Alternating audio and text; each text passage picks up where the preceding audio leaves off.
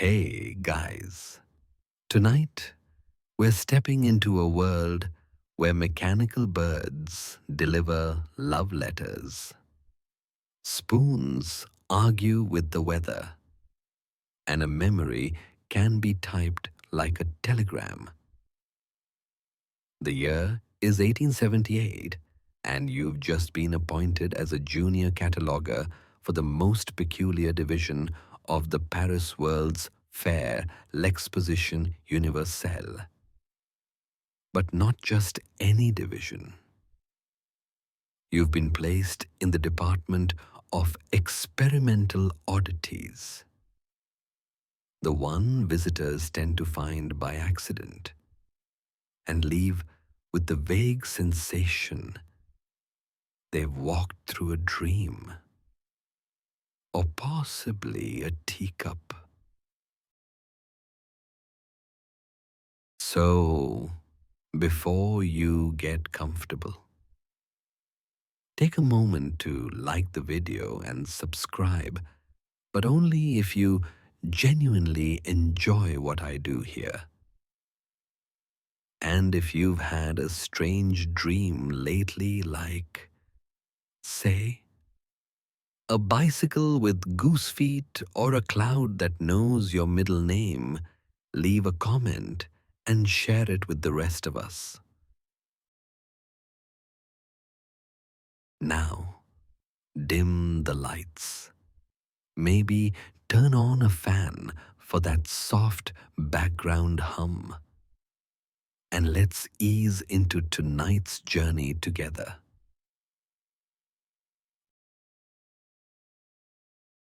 You arrive just before dawn, your boots clicking softly on cobbled streets, still slick with mist.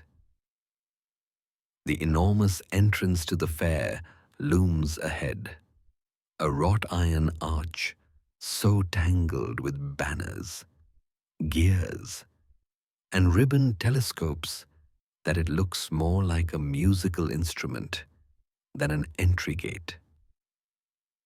A sleepy guard waves you through without looking up from his baguette. There's something about this morning, the way the dew glows faintly lavender, or how every sound seems muffled by anticipation. Your official letter of appointment is crumpled in your coat pocket. It smells faintly of glue and elderflower and has no return address. Just a wax seal with a symbol that looks suspiciously like a cat yawning inside a pocket watch. You pass pavilions that haven't yet opened, their brass shutters twitching like eyelids. A milk cart trundles by, pulled by a goat wearing pince-nez and a small bowler hat. No one acknowledges this. Apparently, it's just Tuesday. At last, you reach a smaller archway tucked behind a steam-powered calliope still snoring in its brass. A placard above reads, Département des inventions improbables. Authorized entry only. You hesitate, then step through. Inside, a spiral path made of crushed velvet winds toward a pale green building shaped like a snail shell. It's unclear whether the path is leading you forward or curling you inward, but your feet keep moving. A hedge nearby sneezes politely as you brush past. More as you round the bend, the building's single door creaks open of its own volition, revealing a narrow hallway lined with coat hooks and one velvet armchair shaped like a mitten. Waiting in the chair is a person of indeterminate age and maximal enthusiasm. They rise with a flourish, their feathered hat brushing the ceiling. The hat, you note, is twitching. Ah, they say, you must be the new cataloguer. You're early, which is either very good or deeply unfortunate. You attempt to reply but are handed a tray instead. Tea, they offer, or something tea adjacent. We have several options labeled only in italics. You choose a cup that smells faintly of parchment and time. It tastes like a comforting hypothesis. The Feather-Hatted Clerk is not particularly informative. They speak in fragments, mostly adjectives, and refer to the exhibits as persnickety, over-caffeinated, or simply Brian. But eventually, they hand you a leather-bound catalogue with your initials embossed in gold foil and a pencil that hums softly when near nonsense. Your job, they explain, is to observe, to record, and most importantly, not to laugh too loudly, as it disturbs the more sensitive inventions. They gesture toward a second door, half hidden behind a curtain patterned with barometers. The hallway beyond it is glowing faintly, pulsing like a sleeping cat. One last thing, they add, adjusting the brim of their hat until the feather flattens like a disappointed bird. Do not open any drawers that hum in F sharp. We're still recovering from the incident of the weeping kaleidoscope. You nod solemnly, though you are now 17% more curious than before.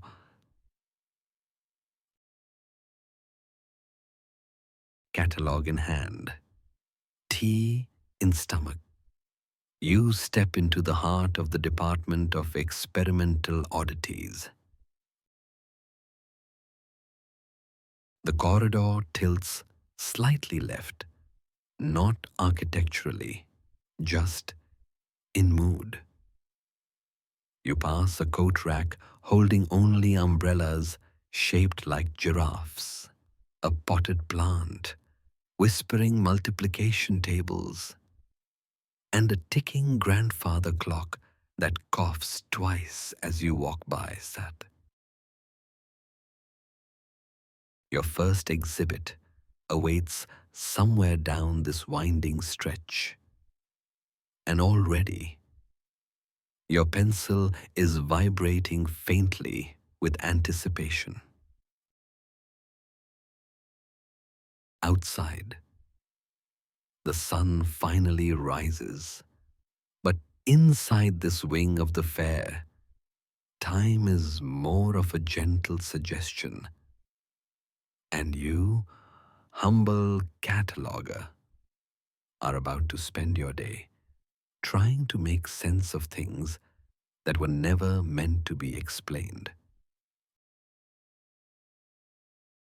Somewhere far ahead, a whistle toots 3 times in what might be Morse code or just indigestion. Either way, you follow.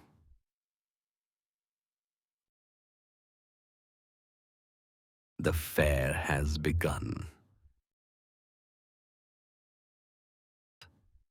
The clerk ushers you back into the velvet hallway with the same brisk cheer of someone offering a haunted attic tour. Only this attic smells like cinnamon glue and well-intentioned fire hazards. Their long coat flares behind them like a dramatic punctuation mark, and the feather in their hat continues to twitch with its own nervous rhythm, as though unsure whether it belongs to a bird or a violin. Before you begin, they say, you'll need orientation and maybe scones if the machine's in a forgiving mood. The hallway leads to a small chamber that looks like it's trying very hard to be a tea room, but got distracted halfway through. Half of the chairs are fainting couches. The wallpaper features owls in monocles playing chess. A grandfather clock hangs upside down from the ceiling, its pendulum ticking against gravity with stubborn optimism. In the center of the room, a round table bears a mismatched tea set, arranged in what might be alphabetical order if the alphabet began with ampersands. The teapot itself is covered in postage stamps and wheezes faintly, as though trying to recall its own instructions. You sit down, and the clerk joins you, plucking a spoon from a nearby plant like it's fruit. With no ceremony whatsoever, they pour from the teapot into your cup, which immediately fogs over with steam that smells like warm ink and library quiet. This, the clerk says, sipping their own tea with reverence, is memory gray. It helps keep the past from spilling into the present. Excellent for bureaucrats and people who overthink breakfast. You take a careful sip, so it's like drinking déjà vu. Wow. Now they continue, opening a folder labeled "Do not read unless you already did." Your responsibilities as cataloguer are deeply important. Every object you encounter will require a written entry in your log, complete with notes on materials, behavior, mood, and any opinions it insists on sharing. You blink. The clerk steeples their fingers. You may also encounter talking furniture.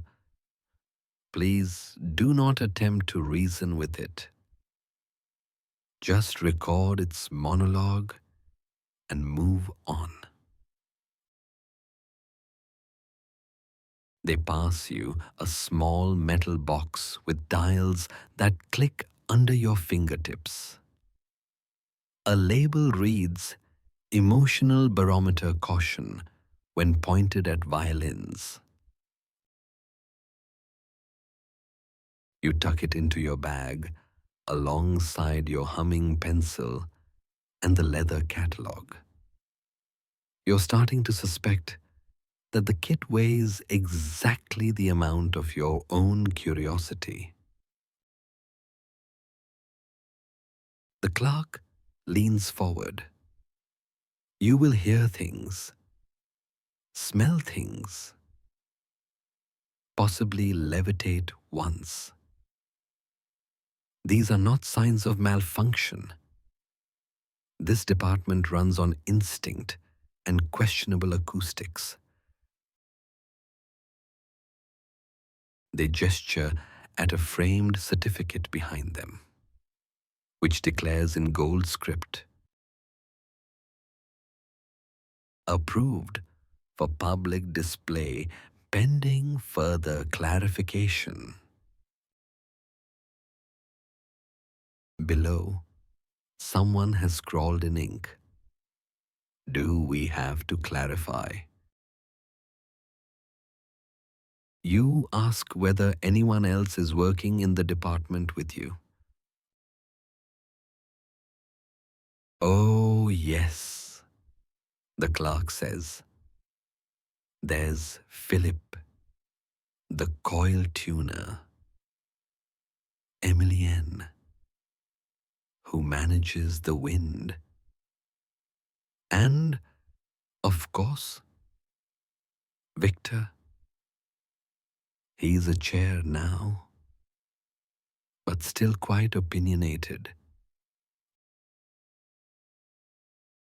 You nod, trying to maintain an expression of calm comprehension, while your brain makes a quiet, descending whistle. Finally, the clerk adds, tapping their teacup with a sugar cube shaped like a mouse, "You'll want to familiarize yourself with the blue door situation." You wait. They look toward the wall. Actually, never mind. You'll recognize it when it yells. You take another sip. The tea has changed flavor. It now tastes like the feeling you get when a stranger calls you by your childhood nickname. Unsettling, but sort of cozy. The clerk stands, suddenly brisk again. Right. That's enough orientation. You'll figure the rest out by accident. They sweep to a side door covered in moth-eaten velvet and swing it open with a creak that sounds suspiciously like a dramatic gasp. Beyond, the hallway resumes, but now it pulses with quiet energy, like something just remembered a poem and doesn't know what to do with it.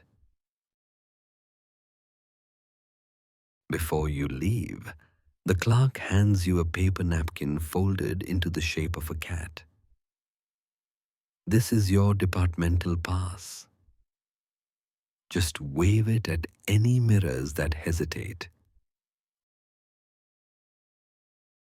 You thank them. Also, they add, almost as an afterthought, "If anything asks if it's real, lie gently." You step back into the corridor, the door sighing shut behind you.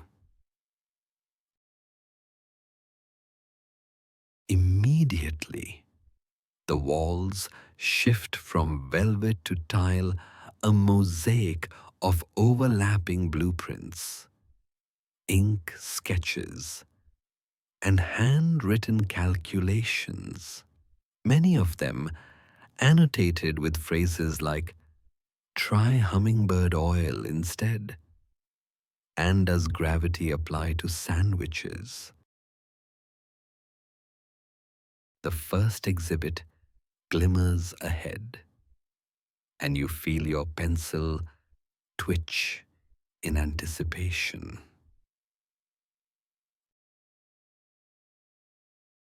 But you glance back once. The door has vanished. In its place is a coat hook shaped like a question mark and the faintest scent of bergamot and whispered instructions. Whatever this place is, it's already inside your head. Us. You adjust the strap of your satchel, take one more sip from your teacup, now inexplicably full again, and walk forward, where the inventions wait, softly tickings. The first chamber opens with the polite ding of an elevator that doesn't exist. You step through an arch shaped like a top hat, caught mid-bow, and are immediately greeted by a gentle swirl of music. Not music as in an orchestra playing, but music as in the air itself, humming a tune it hasn't quite finished composing. The room is wide and domed, lit from above by floating bulbs that blink in time with no rhythm whatsoever. To your left, a pigeon made of brass turns its head and fixes you with an accusatory red glass stare. Then it sneezes out a feather made of tin foil and waddles away. Welcome to the Department of Flightless Aeronautics. Your pencil hums inside your satchel like it smells something exciting. You pull out your catalogue and jot down the first line of the day. Exhibit number Clockwork Pigeon, possibly French. Surly. Dozens of them line the walls, each sitting atop velvet cushions like prized racing dogs. One is holding a tiny letter in its beak. Another is balancing on a perch and muttering in Morse code. Near the back, a pigeon appears to be pecking at an invisible worm. Though you're later informed, it's actually trying to send a message to a cloud it used to know. Pigeons were the original messengers. A voice says beside you. But the mechanical ones took things a bit too literally. You turn and find yourself beside a woman in a navy smock with a feather duster tucked into her braid. She introduces herself as Marguerite, tamer of nuisance wings, an occasional piccolo player. She gestures toward one pigeon that keeps spinning in place. That one's trying to resign. She says, "We let it." Your next stop is the Umbrella Orchestra. Just through a revolving door that spins slowly in one direction but smells like cinnamon when you walk through it the other way. Here, the air is soft with echo and velvet dust. A low platform sits in the center, upon which stand 24 umbrellas of various styles and eras, parchment parasols, oil paper rain shields, towering Gothic contraptions. They're arranged like musicians before a conductor. And indeed, one pale green umbrella twitches ever so slightly, as if awaiting its cue. A plaque reads, "The Umbrella Orchestra, invented to perform during thunderstorms. Repertoire includes operettas, folk lullabies, and one unreleased symphony written entirely in drizzle." You sit on a nearby bench as the orchestra begins to warm up. It starts with the faint fluttering of nylon tips tapping the marble floor tap. Tap, tap, tap, tap. Then one umbrella opens gently, releasing a note like the sound of mist drifting across a window. Another replies with the whoosh of sudden shade. Each umbrella, when unfurled, emits a tone, as though its ribs had been strung like a harp. One plays only when it rains. Another seems to hum the theme of a romance that hasn't happened yet. Marguerite reappears and hands you a pair of cotton earmuffs. Just in case they start the jazz set, it tends to rearrange the furniture. Sure enough, as the tempo builds, a waltz of shoes and fabric begins. The umbrellas spin in place, open and close rhythmically, and the sound curls around your ankles like steam. You realize, suddenly, that your shoes are tapping gently in time. You scribble in the catalogue. Exhibit Maraliloro 2 Umbrella Orchestra. Surprisingly flirtatious. Partial to minor keys. One umbrella approaches you pink, polka-dotted, and possibly a soprano. It opens halfway, then bows slightly and lets out a low, melancholy whistle. Marguerite leans over and whispers, "That one only plays after heartbreak or very strong cheese." You nod solemnly. Art has its moods. At the far side of the room, you spot a curious display tucked under a dome of glass, a single feather resting on a music sheet. The sign reads, Prototype Symphony for One Bird and Four Winds. Unfinished, possibly cursed. The feather trembles slightly as if dreaming. You step back and continue your tour.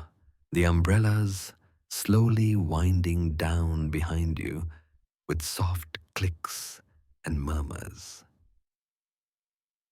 Some fold themselves closed. Others sigh.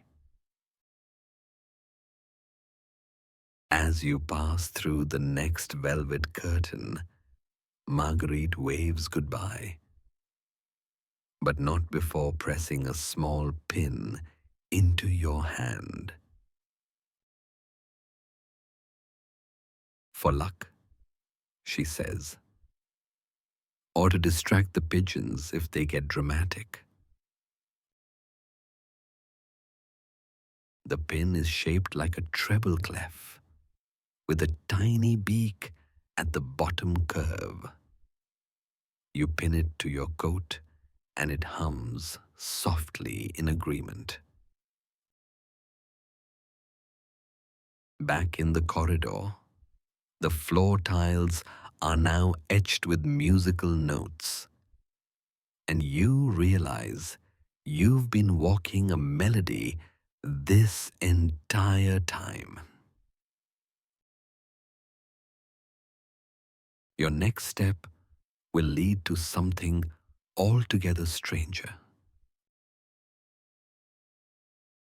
But for now, your ears are full of umbrella ballads.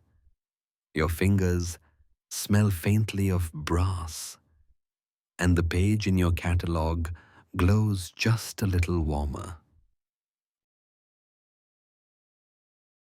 You follow the melodic floor tiles as they gradually lose their notes, shifting instead into spirals soft, etched loops that seem to double back on themselves in a polite kind of confusion. Ahead, a brass gate opens on its own with a sigh and a shiver, revealing the next chamber. The Indecisive Compass Pavilion. At first glance, it looks like a garden party thrown by a map maker who got lost on the way to their own event. The space is circular naturally and tented overhead with gauzy fabric panels in creams and soft oranges, rippling with the breeze of indecision. Beneath them stretch rows of antique tables, all slightly uneven, as though constantly rearranging themselves by half an inch. You realize there's no true center to the pavilion, only implied centers that disagree with each other. In the middle of one table sits a compass the size of a pie tin, quivering gently. Its needle dances east, no west, no due northeast for 3 seconds, and then an abrupt spin that makes it hum like a bee, debating which flower to flirt with. You pull out your catalogue. Exhibit number 003, Compass of Uncommitted Journeys.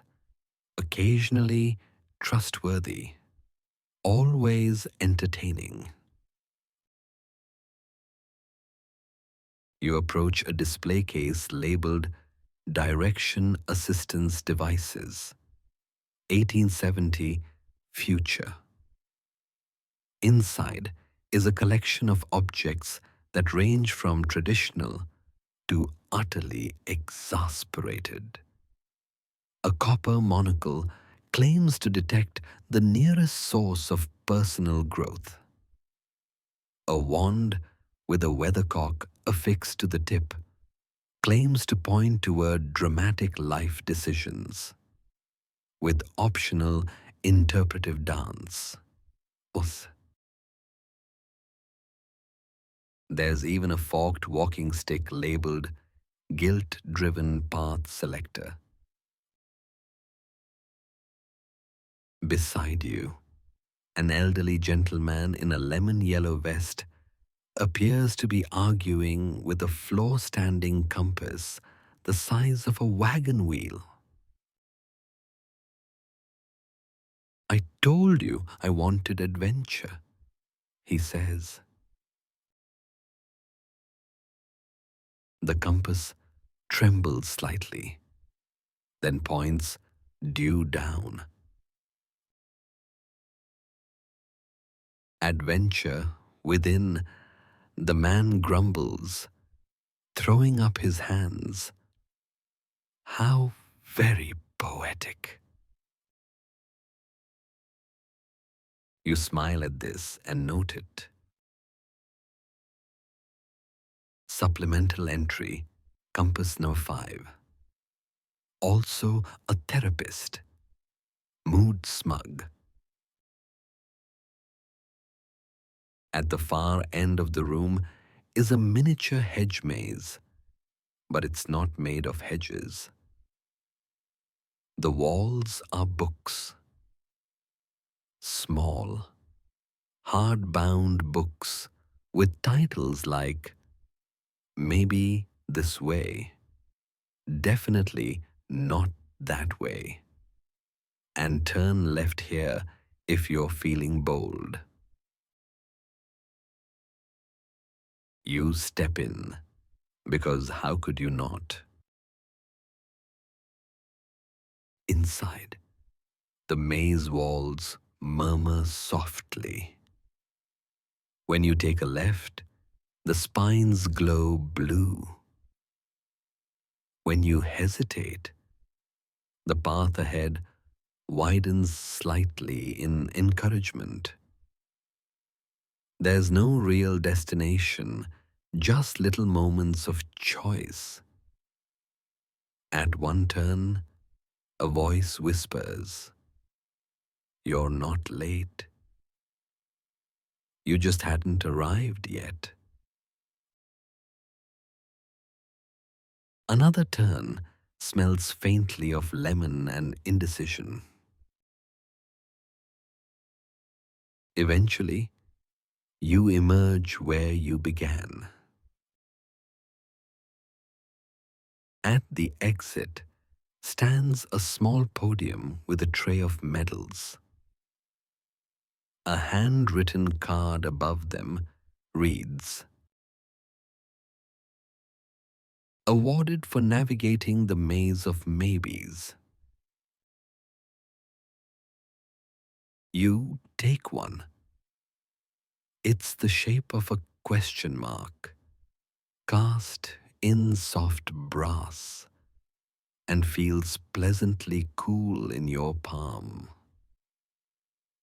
You affix it beside your treble clef pin. From the center of the pavilion, a bell chimes a low, resonant sound like someone sighing through velvet. A new display spins into view on a lazy carousel platform. A tall sign introduces it.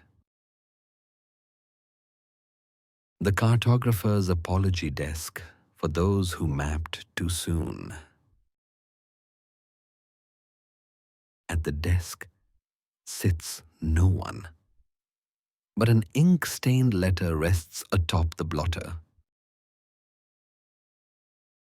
To whom it may concern, I meant well, but the river moved. Yours in errant longitude.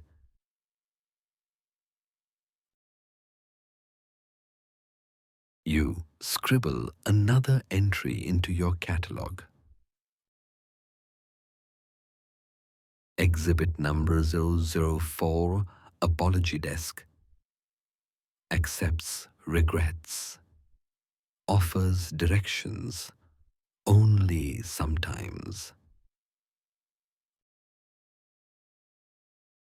Near the edge of the pavilion is a smaller side tent labeled internal compasses only. Inside, mirrors line the walls, not flat mirrors, but ones shaped like topographical reliefs, undulating softly. When you peer into one, your own reflection gives a knowing shrug. You ask it, which way? It tilts its head and replies with a facial expression that feels like anywhere you like, as long as you commit to snacks. You can't argue with that. Before you leave, a polite sign catches your eye. Please take a direction before exiting. It doesn't have to be permanent. Beneath it, a basket full of folded paper compasses. You reach in and pull one. It immediately unfolds itself and declares in flowery script, proceed diagonally toward mild disruption. She. You nod. Fair enough. As you pass through the tent flaps once more, a final sign reads, exit through the loophole. Mind the moths. And sure enough, a shimmering slit in the wall of fabric opens just wide enough to allow you through. A few embroidered moths stitched into the seam flap gently as you pass. Back in the corridor, the spiral leans a little to the right now, like it's winking. The scent changes again this time. Cedar and graphite, and the unmistakable whiff of misfiled paperwork. You feel the pencil stir once more in your satchel. The next chamber will be administrative, but not in the usual sense.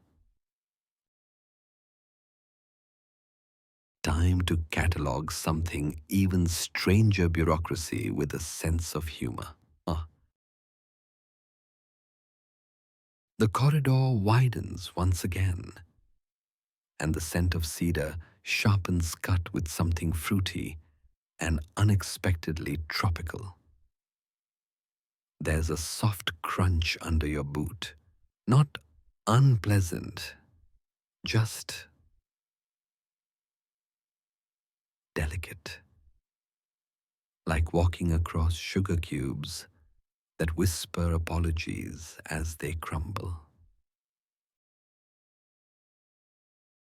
The sign overhead, painted in curly-Q gold letters, reads, Agricultural Marvels and Edible Contraptions. Entry may cause appetite, confusion. You smile to yourself. Appetite, confusion sounds about right. The chamber is bathed in golden daylight, though no sun is visible. The walls are covered in murals of orchards and clouds, and they shift subtly, branches swaying, apples bobbing like balloons on their stems. In the center, beneath a lazily spinning mobile shaped like a weather vane in a tutu, sits the day's main event. Glass bananas. They gleam under a bell jar taller than a wine barrel, each one perfectly curved and tinted a different pastel hue: mint green, rose pink, lavender fog. You approach, nose nearly to the dome, and read the placard.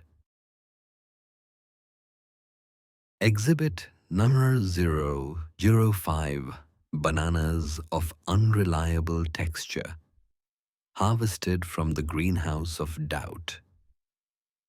Sometimes fruit, sometimes flute. Just behind the bell jar, a demonstration is taking place. A man in a straw boater and velvet gloves delicately removes one of the bananas with tongs, gives it a polite shake, and it chimes a crystalline trill like someone sneezing inside a chandelier. He peels it like a scroll.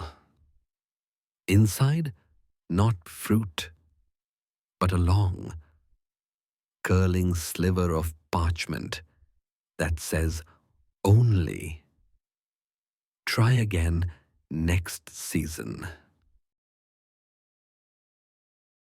You scribble into your notebook.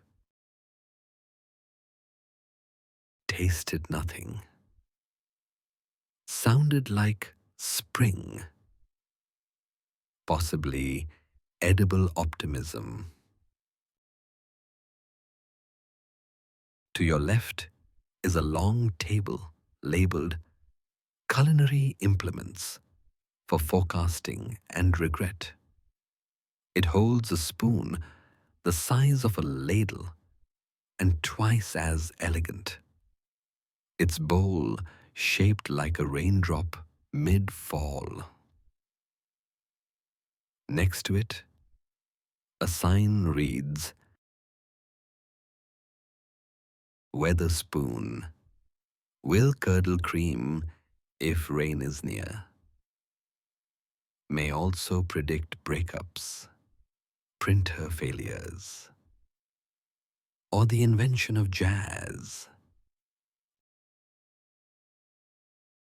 You're not sure how one utensil can detect both drizzle and creative breakthroughs. But it is the 1870s. Anything's possible. You lift the spoon gently. It's cool, but grows warmer in your hand. Within seconds, a thin vapor curls from its edge and forms a shape that's unmistakably a trombone. A nearby docent in emerald suspenders nods solemnly. Stormy jazz by Tuesday, he murmurs. Further down, a row of jars hum gently. Inside each is a single pea pod that floats in midair. The placard reads, Levity legumes, known to levitate when overheard gossiping. You lean in. The peas don't move. Then one vibrates slightly and turns toward another, whispering in your imagination, "Of course. Did you see what she did with the fig tree?" The pod wobbles upward. You are charmed. You are also slightly hungry, but mostly charmed. Next to the legumes is a basket of soft, triangular biscuits labeled emotion scones. Absorb ambient mood. May become melancholy or flirtatious. You pick up one cautiously, and it immediately goes limp in your hand. A warm sigh rises from it, disappointed. Maybe it tastes of butter and wistfulness. Further along, a mechanical grapevine twitches under a pergola made of lace.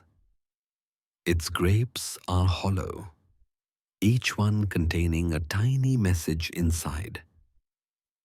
A dainty crank allows visitors to squeeze the vines, releasing one grape at a time. Your grape drops into your palm, shivering slightly. Inside, the note reads, "This flavor reminded me of a summer that never happened. Thank you anyway." You tuck it into your coat pocket, a nice companion for later. To the far right of the room, someone is ladling soup into invisible bowls. You're not being poetic. There are literally no bowls, just soup, hovering mid-air like small, savory ghosts. One swirl of green steam hovers patiently, waiting for a taster. You oblige. The flavor is impossible. It's not food, it's a memory. You're 12, wearing your favorite wool mittens, laughing at something someone important once said to you in the rain. The soup disappears before you can place it, and your tongue is left warm and blank, like a chalkboard just wiped clean. Gee. You stand there, blinking, dazed and oddly content. Supplemental note: invisible soup, best served with unresolved feelings. In the back corner is a weather station that looks like it's made from spare violin parts and butterfly wings. It spins erratically, clicking each time it changes its mind. On a blackboard behind it, the chalk writes on its own, "Upcoming weather mist," followed by the smell of applause. Later, possible goose. The smell of roasted beets wafts from a nearby alcove. No source is visible. You wonder if this entire chamber exists simply to remind people that not everything nourishing needs to make sense.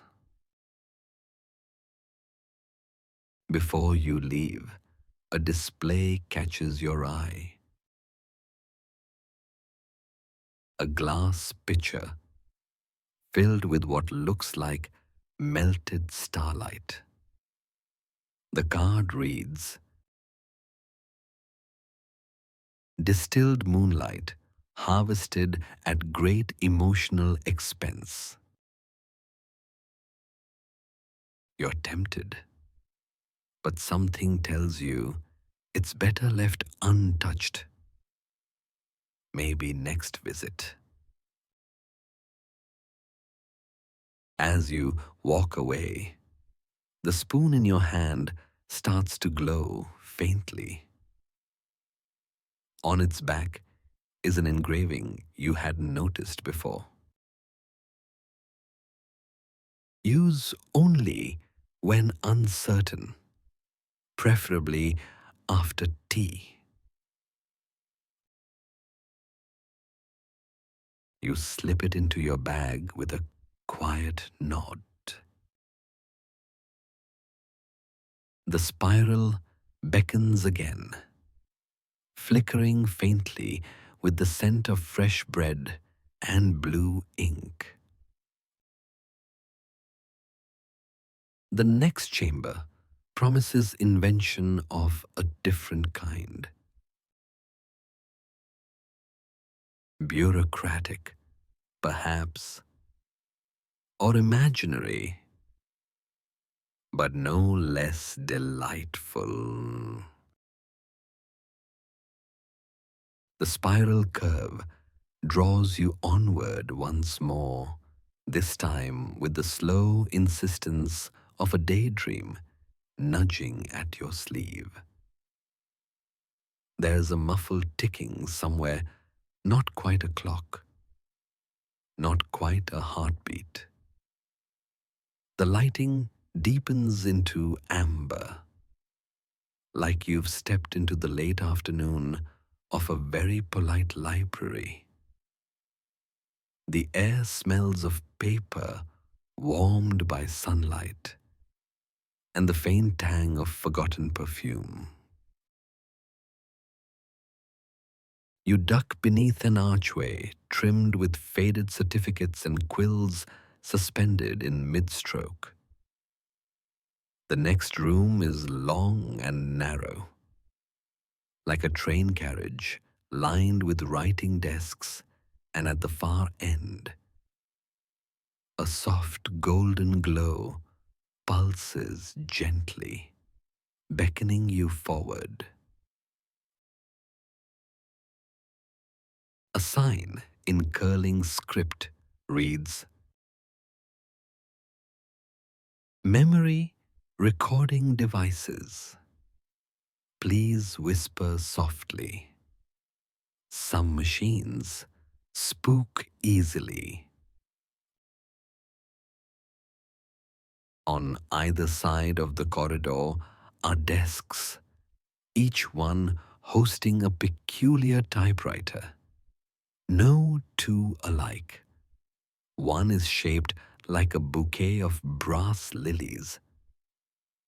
Another resembles a lion mid-yawn. Some are covered in velvet. One, inexplicably, wears a monocle. But it's the center of the room that draws you, a single pedestal, upon which sits the most elegant typewriter you've ever seen. It's small, delicate, really made of ivory keys and black lacquered brass, with a ribbon that shimmers as though inked with starlight. A low hum surrounds it, like a memory tuning itself. The plaque reads, "Whisper typer now, records moments the speaker cannot consciously recall. Output not guaranteed to be legible in daylight." You approach, suddenly unsure what you're even meant to say. But the typewriter purrs a soft, encouraging rumble, like a cat waiting for your confession. You lean in. I I once lost a shoelace during a rainstorm. You murmur. I never found it again. But I still remember the sound of it hitting the puddle. Click. The machine responds with a single key press, an exclamation point, followed by a slow comma, like a breath caught mid-laugh. Another whisper escapes you, unplanned. There was a book I loved as a child. I forgot the plot, but I still remember how the pages smelled like apples and maps. Clack, clack. The keys dance of their own accord.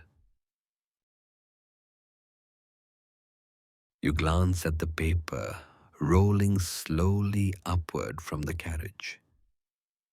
It's filled with looping script, not your own handwriting, but unmistakably your voice.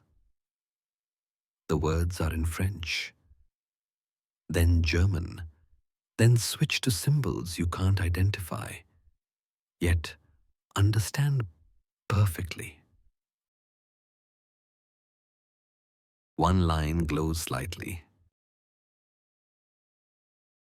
You were happy once, at 11:42 a.m., in a room with lilacs and no reason to leave.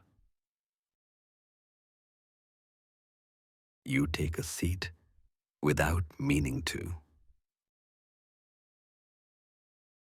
The chair creaks like an old friend.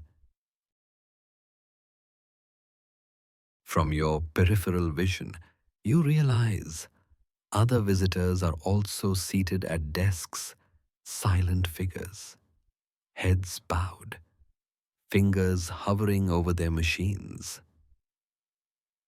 A woman across from you types slowly with gloved hands.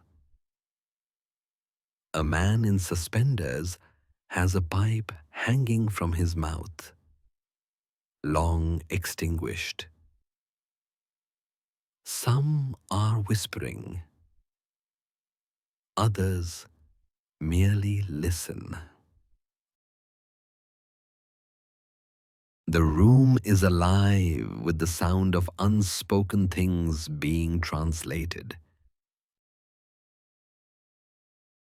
You return your attention to the typewriter before you. It has shifted tone now. When you press a key, there's a moment of resistance, like the machine is choosing whether to let you remember what you're about to write. On a whim, you type, "What did I forget to miss?" The ribbon flutters. The carriage slides. A single line prints out. The smell of chalk, the weight of June, the last time you waited for nothing.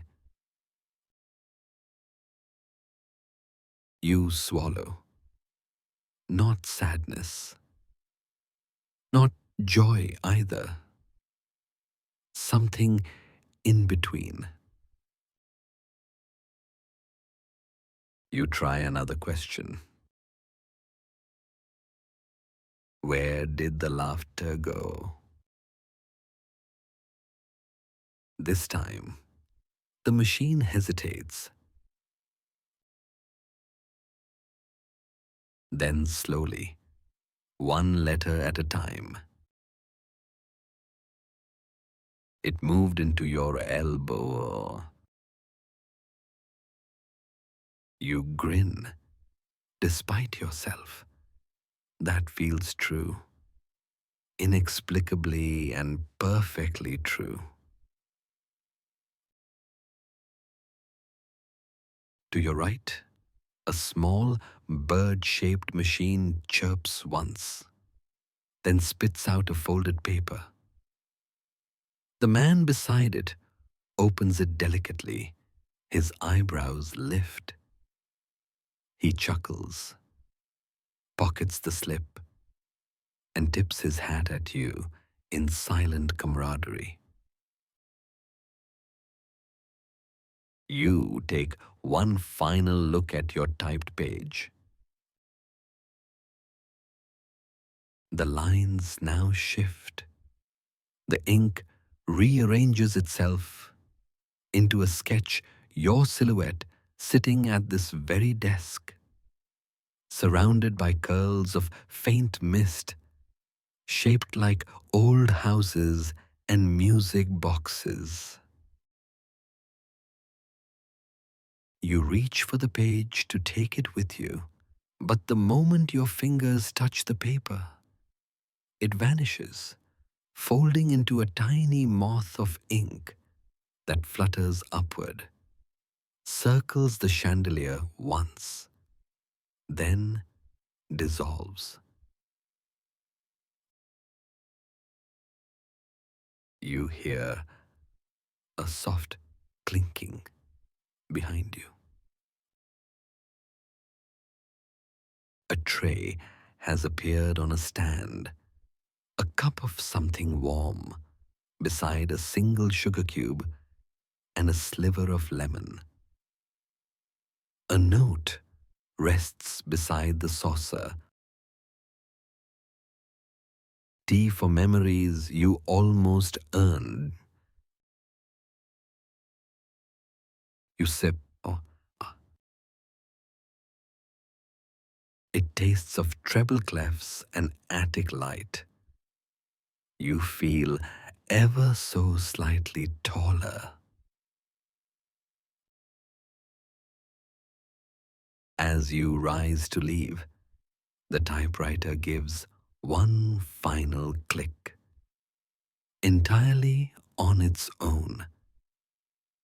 The ribbon flutters again. The sheet rolls out just far enough for you to see the final line. You were here. You were soft. That was enough, Ashif. You bow slightly. The room deserves it. As you step toward the next archway, a small drawer beside the door opens with a chime. Inside is a key, small, copper, in the shape of a question mark. It's tied with a ribbon the color of old lavender. No label there. Just the impression that someday, somewhere, you'll need it. You take it. And the spiral beckons once more. glowing faintly beneath your feet. The moment your foot touches the next step on the glowing spiral, something loosens inside you. Not a snap, not a tear, more like the gentle unbuttoning of a collar that had grown a little too tight.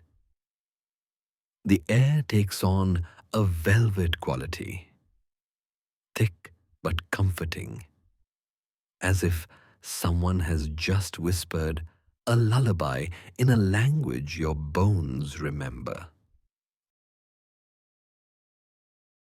You walk slower now. You aren't tired. Exactly. But your thoughts feel wide, like open umbrellas, drifting.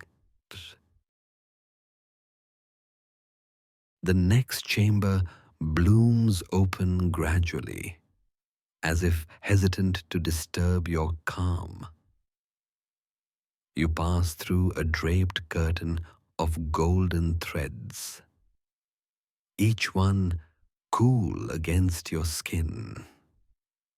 They tinkle softly, like wind chimes if wind chimes had studied music theory and decided to keep things subtle. Inside is a vast, drowsy garden, not of plants, but of beds. Hundreds of them. Low, mossy platforms, suspended hammocks, lounging couches covered in fur throws and worn quilts, nap mats in sunken nooks, even a few absurdly large pillows just lying directly on the floor, like the laziest forms of architecture ever devised. The ceiling stretches into a soft dome of woven branches and sky-painted silk, where projected clouds move in gentle spirals, curling like fingers, beckoning dreams closer. A discreet wooden sign reads, "Nap rooms for the overstimulated mind. You'll know which one is yours." You believe it immediately. Each bed seems to hum faintly in its own register, like tuning forks of restfulness, waiting for the right sleeper.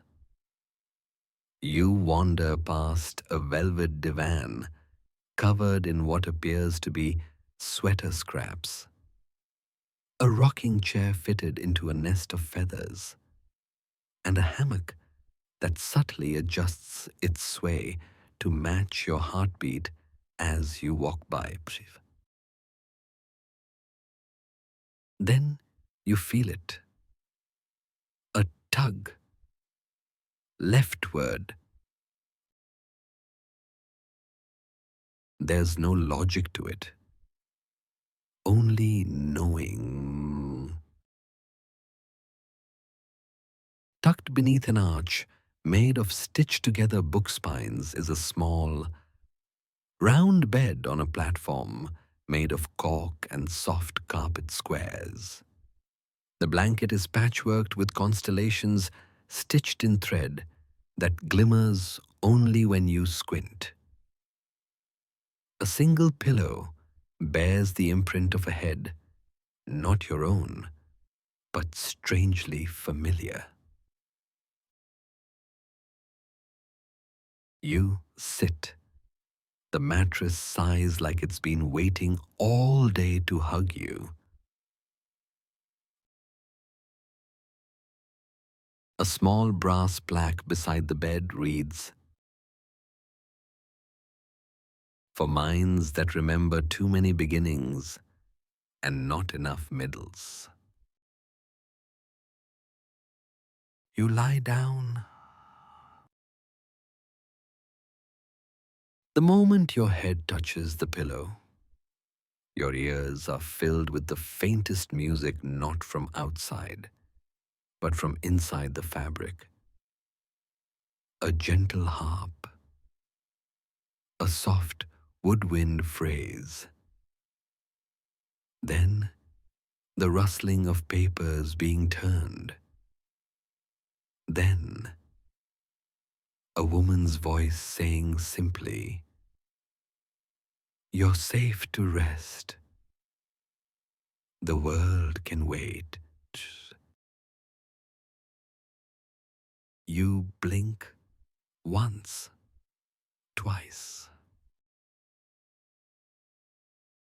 The ceiling above shifts, displaying a flickering collage of soft dream images. A fox curled in a violin case. A library made of ice. A tiny island shaped like a teacup. You don't try to make sense of them. They're not for understanding. They're just passing through. A drawer opens quietly beside your head. Inside a warm eye mask shaped like a sleeping cat. You put it on. The inside smells like chamomile and flannel. And then the dreams begin. Not yours. Someone else's. Perhaps. Maybe everyone else's. You see a child skating on a lake made of mirror polish ink. A poet trying to bake bread from stardust. A man reading a letter that folds itself after every line. A staircase that apologizes with every creak. Each image hovers in your mind just long enough to feel welcome before melting away like snowflakes against warm glass. You realize that the nap room isn't just a place to rest the body, it's designed for overworked imaginations, for minds that edit even in their sleep. Here, you're free from narrating yourself. Here, the dreaming is outsourced. At one point, a floating tray glides silently beside your bed. Upon it, a tiny glass of something lavender in color and a folded napkin embroidered with a single phrase. For the thoughts you didn't have time to finish. You sip without sitting up. It tastes like lullabies printed on silk. You remember the first time you forgot your name in a dream, and how nice it was to not have to explain yourself.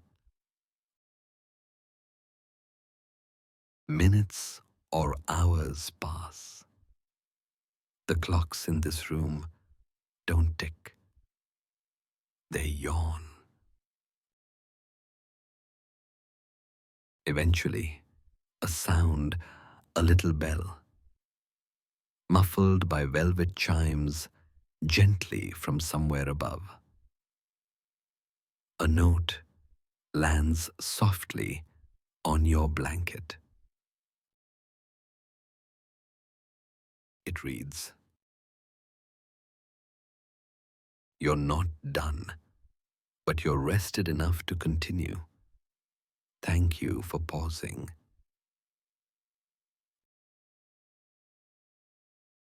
You sit up.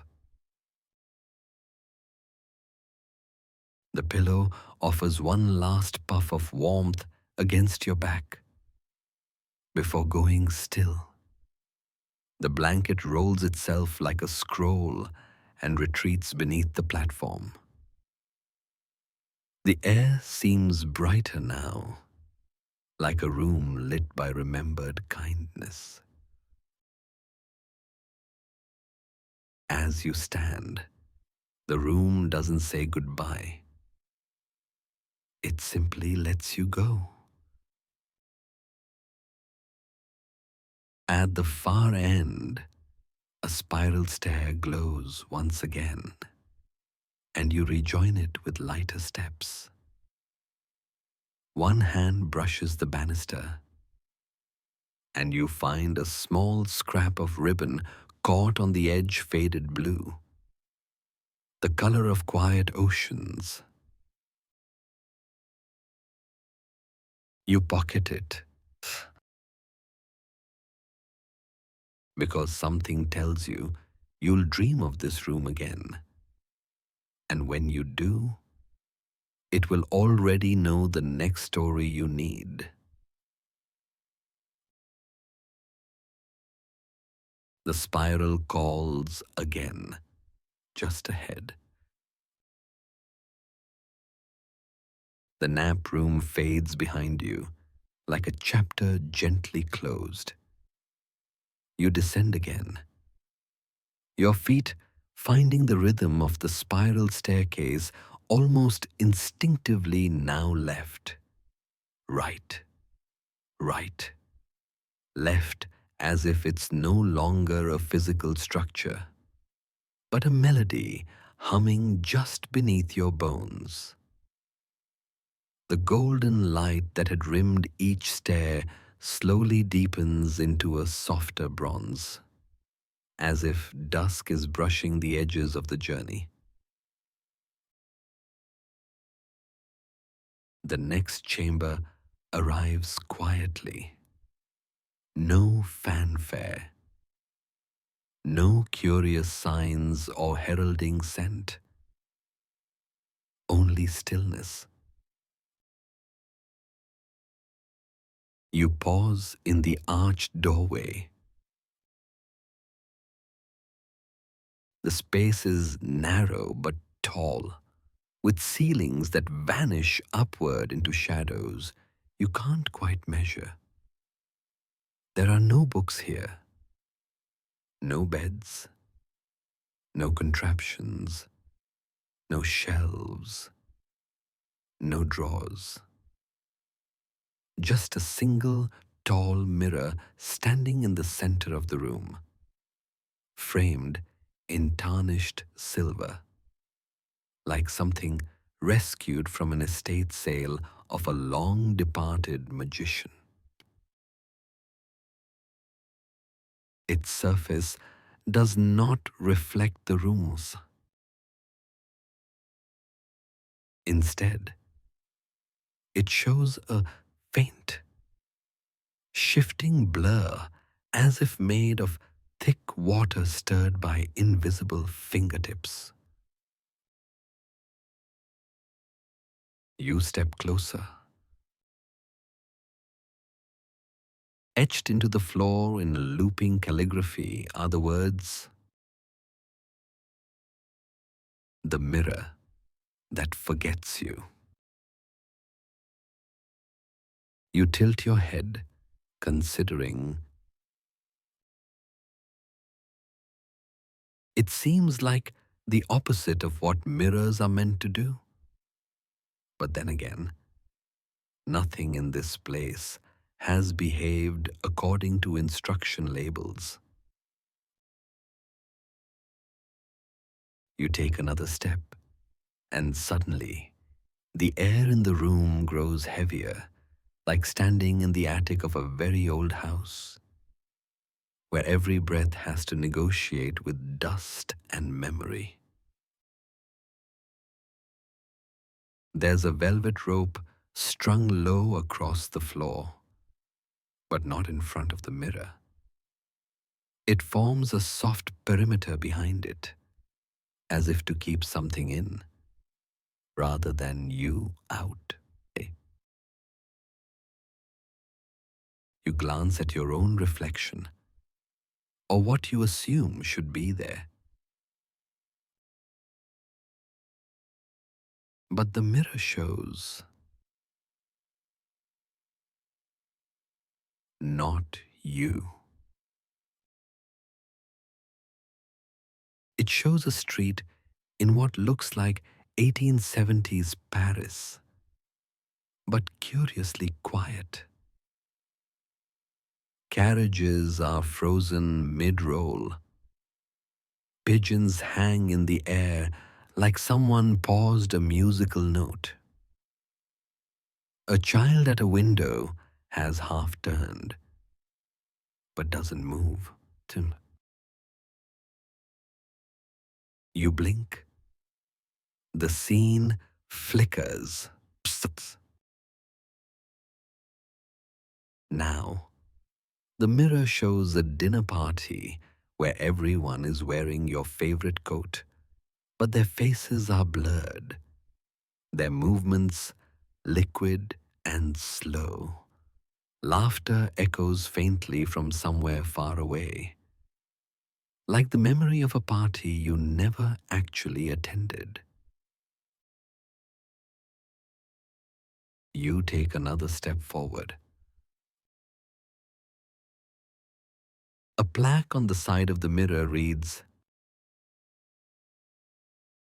"To be forgotten is not always a loss. Sometimes it's a sigh of relief." You look into the mirror again. This time, the image sharpens. It's your bedroom. But it's not now. It's some version of it from a life that almost happened. There's a record player on the floor, a half-finished scarf on the bedpost. The air is warmer. Something is baking. But most importantly, you're not in it. You feel no panic, just curiosity. The mirror isn't erasing you.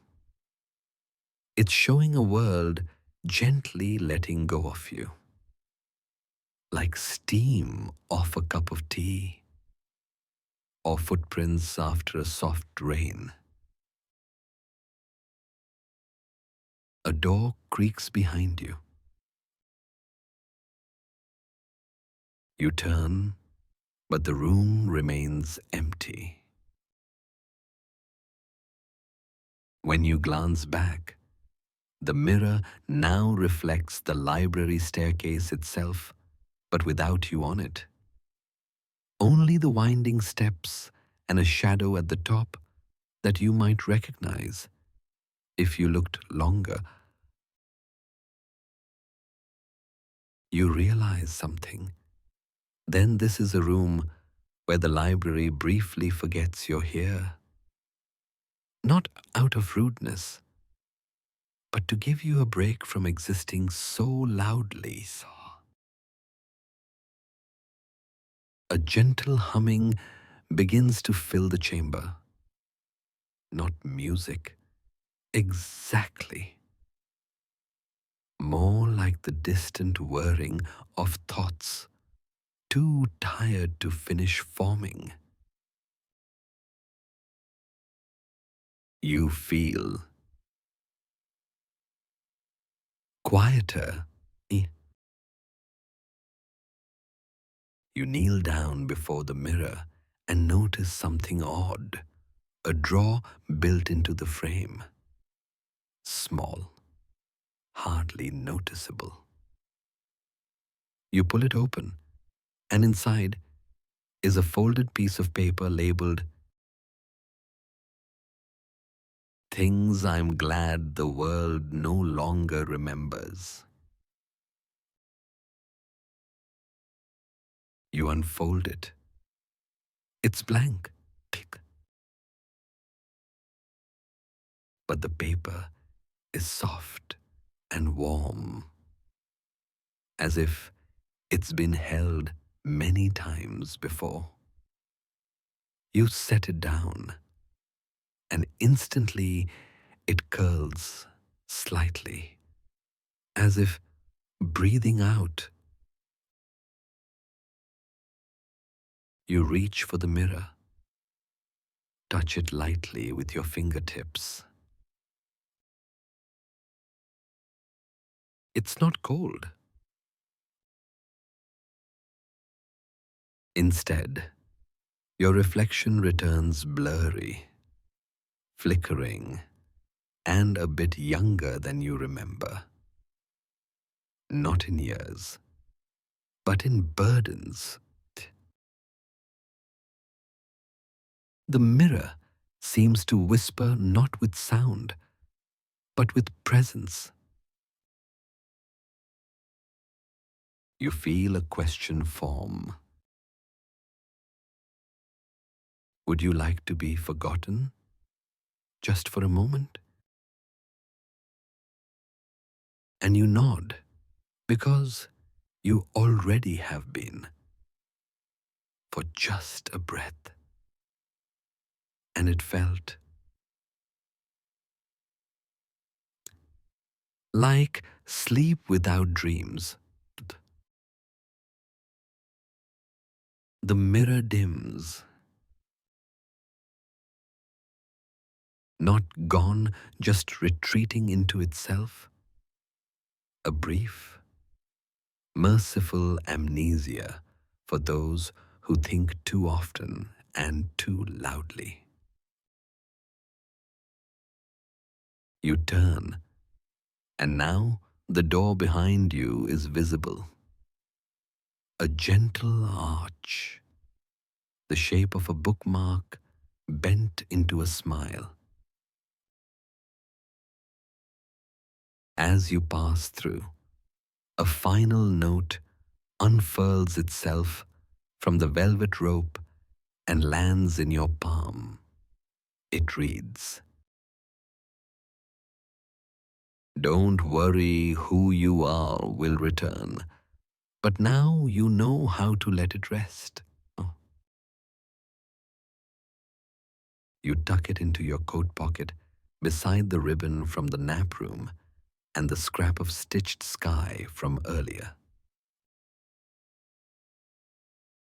The spiral staircase picks up again, waiting patiently.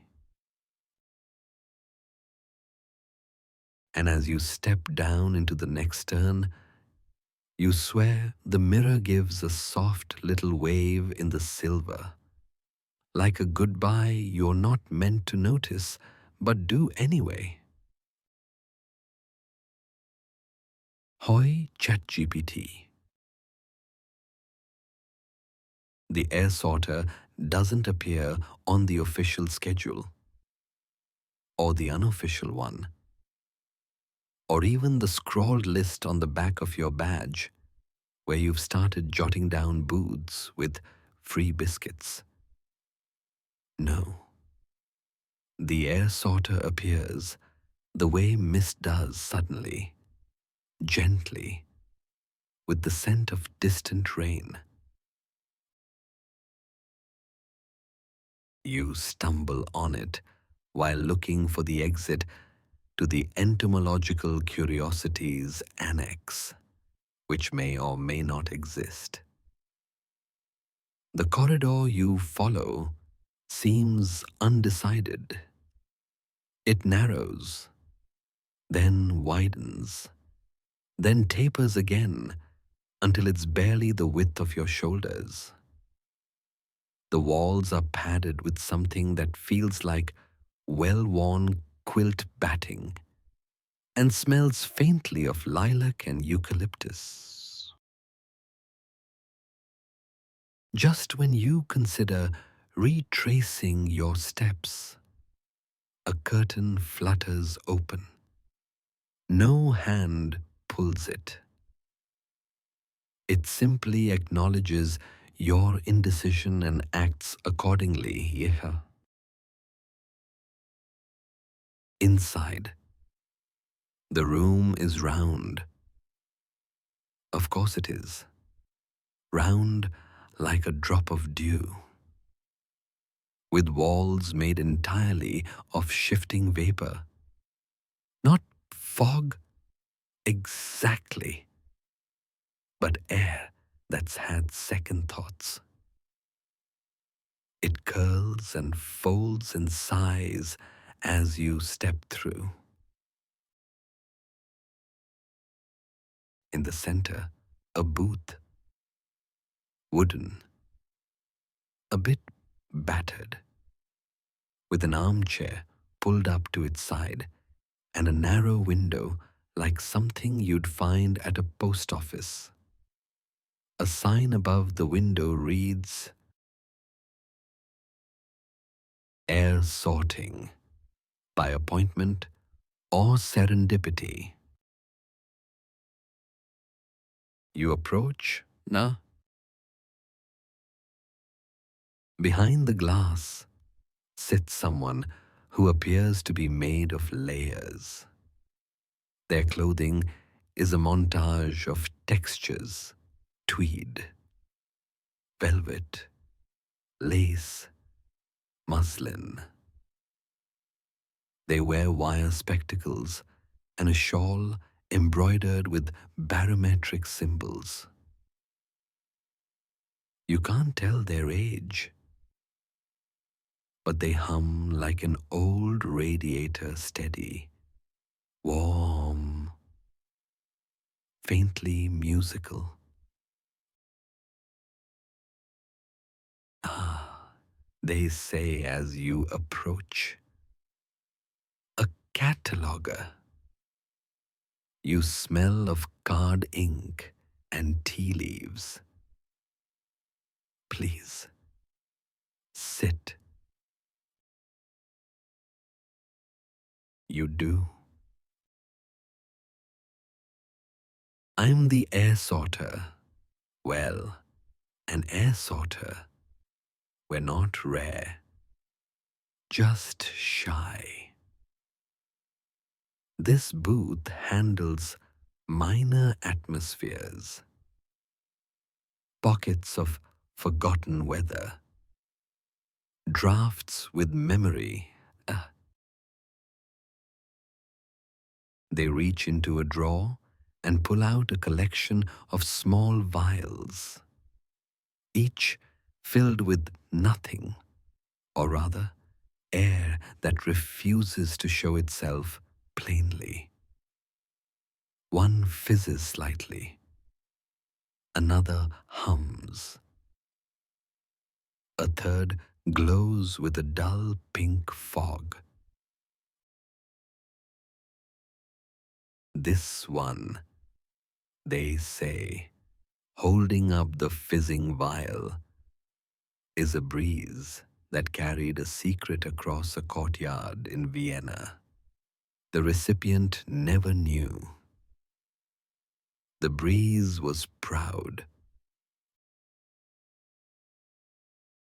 They slide it back and select another.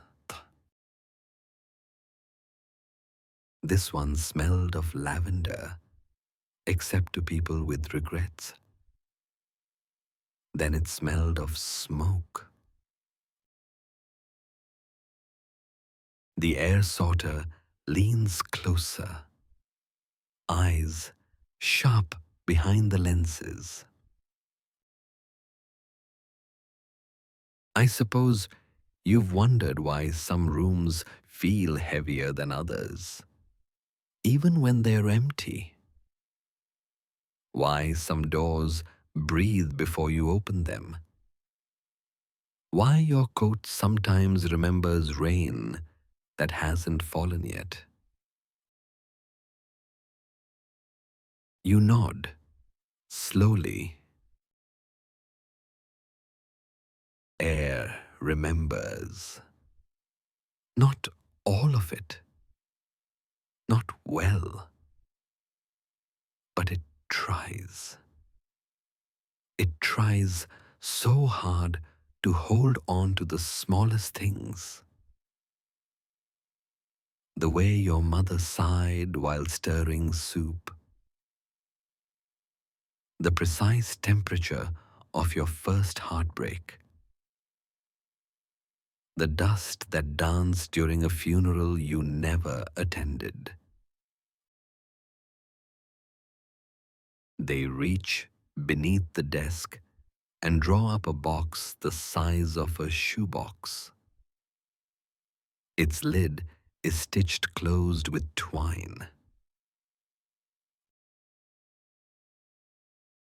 This, they say, is a gust from the future, misfiled, found its way into 1870 entirely by accident.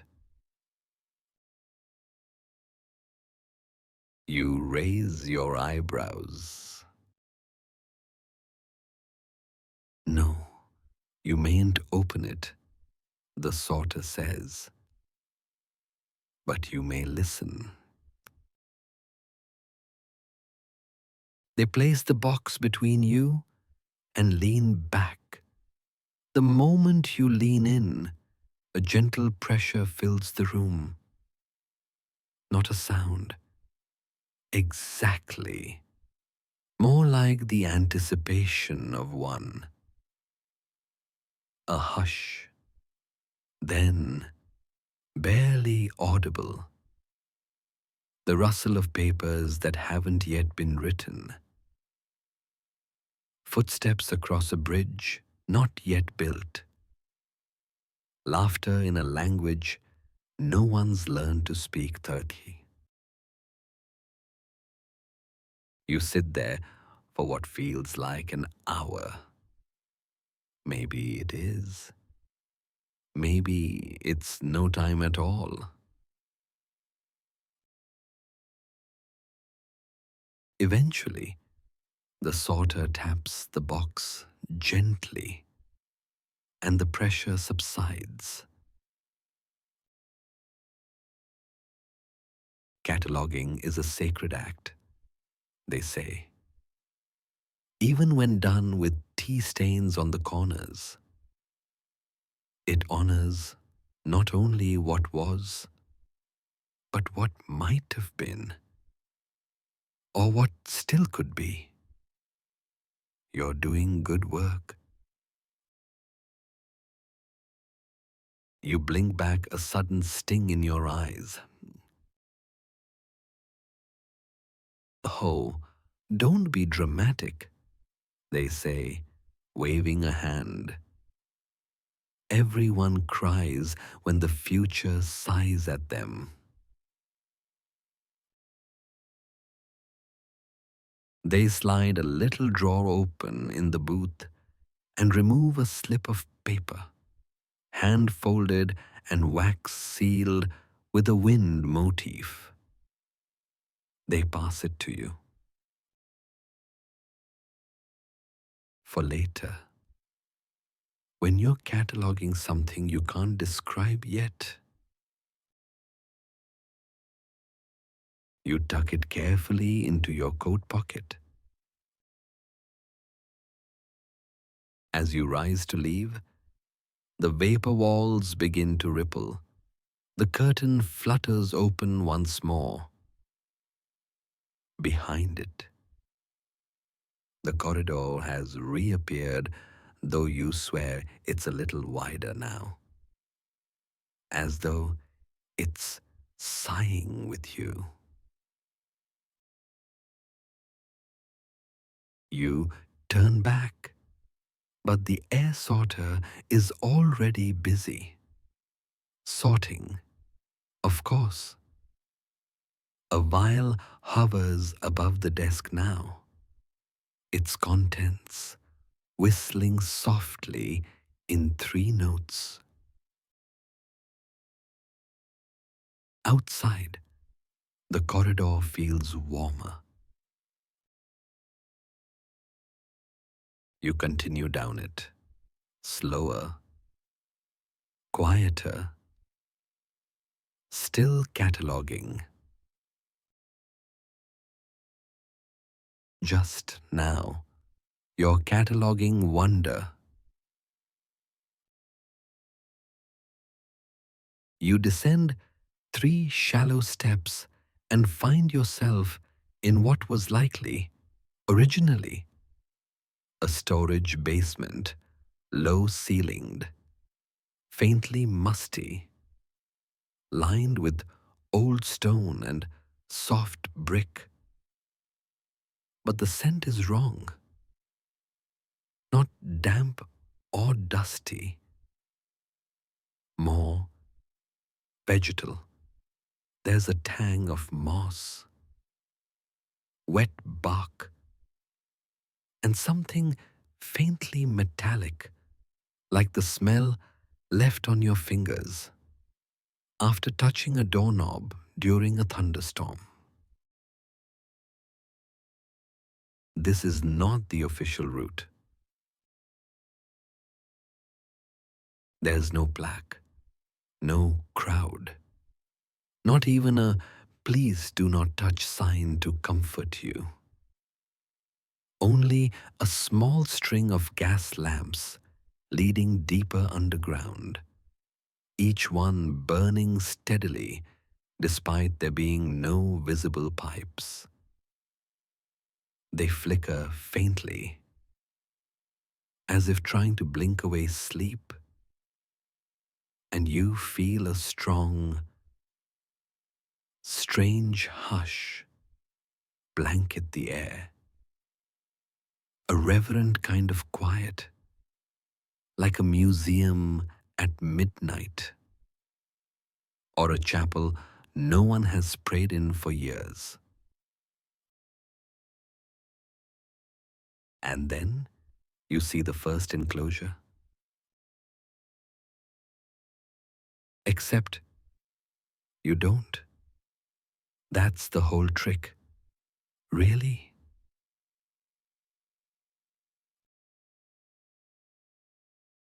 A railing of braided brass curls gently around a circle of empty space, and a small card hangs from a hook beside it.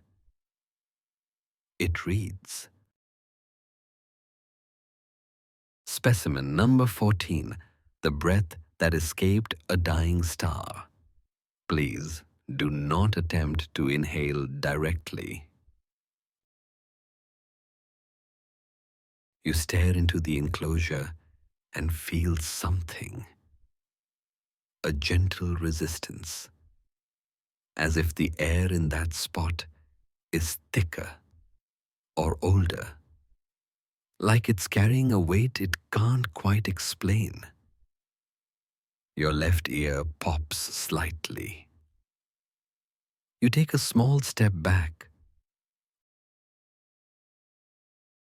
The invisible zoo, it turns out, is a real exhibit, hidden on purpose, most likely for the sake of safety or sanity.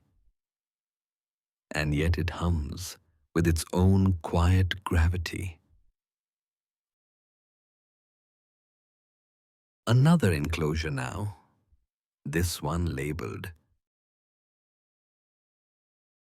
Specimen number 23, the sigh of a forgotten emperor, possibly Chinese. Still under peer review.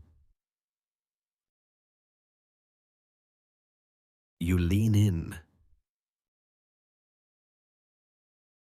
The moment you do, your breath hitches. You remember a palace that never existed, with jade windows and 10,000 silent servants. Your mouth tastes of oolong and regret. Issue? No, definitely not a coincidence. Most of the enclosures are ringed with velvet ropes or faint chalk outlines. A few simply have warnings drawn in elegant calligraphy. Don't bow. Do not whisper.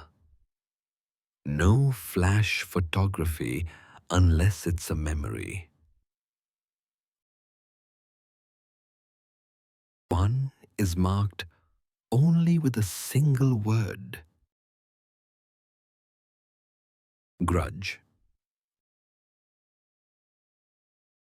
It is surrounded by a ring of salt and a spoon. You don't ask. Near the back of the vault, behind a hanging tapestry embroidered with translucent threads, is the section marked Younglings. A set of soft woolen footprints guide you in. One invisible creature chirps as you pass. It sounds exactly like a door creaking open to reveal a birthday cake. Another enclosure huffs softly and rattles a chain made entirely of smell. You catch the scent of chimney smoke, sun-warmed laundry, and a hallway echoing with distant laughter. A small bench sits at the center of the room, flanked by plaques with unreadable titles. You rest there, overwhelmed but oddly comforted. The presence of these unseen creatures isn't frightening. It's familiar, in the way a half-remembered lullaby is familiar. Like you knew them once. Maybe still do. You are not alone on the bench for long. A child-sized figure joins you, dressed like a zookeeper. If the zoo were operated by opera-loving ghosts with brass buttons and a velvet capelet stitched with cloud patterns. Their hat is too big, their eyes too bright. They're not dangerous, the child says softly. Just misunderstood. Most of them were never meant to be seen. They were felt. That's different. You nod. It's true. Everything here feels like an emotion that never got a name.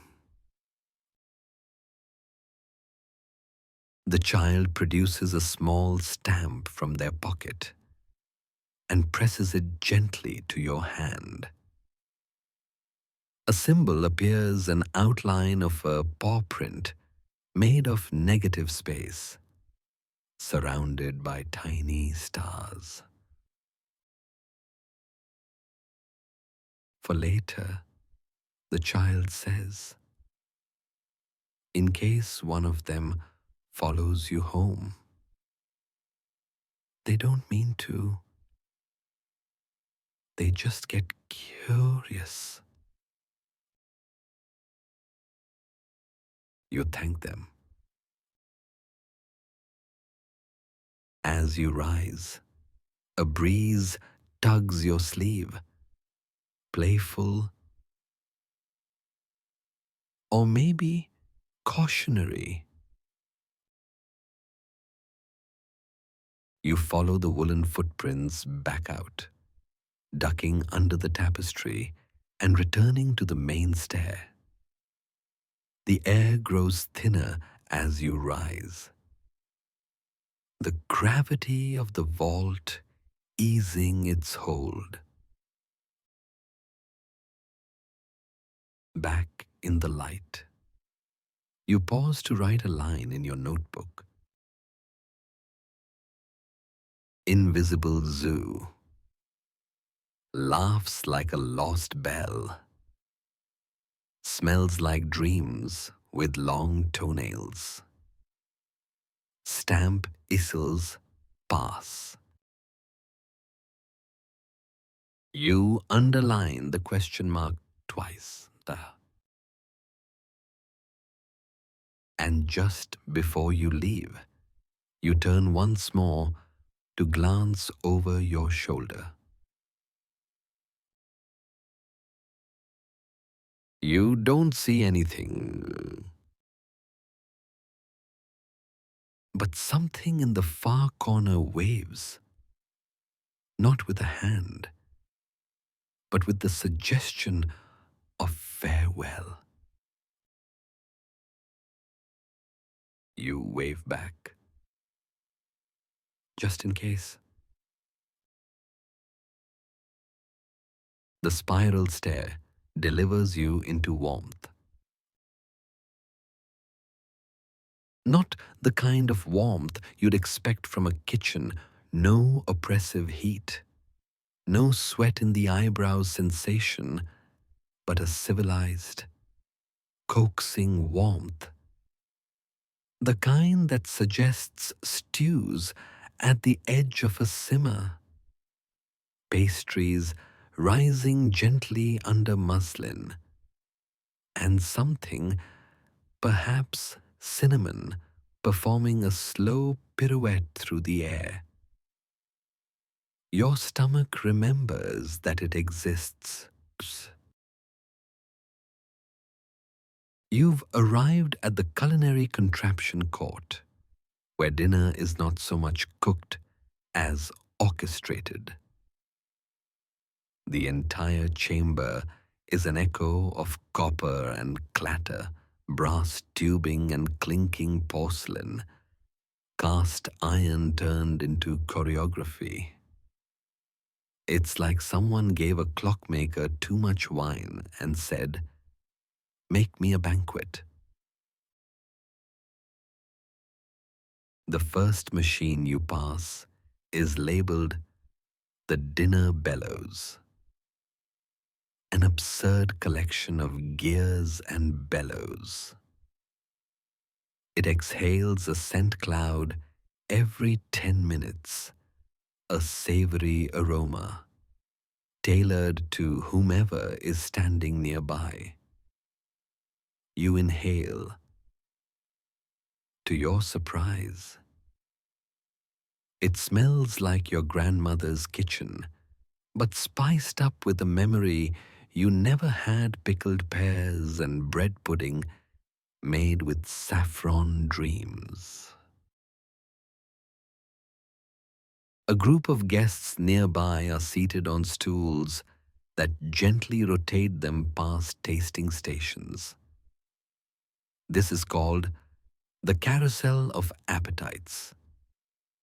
According to the engraved brass sign shaped like a fork, you watch as someone hesitantly bites into what appears to be a cube of singing aspic.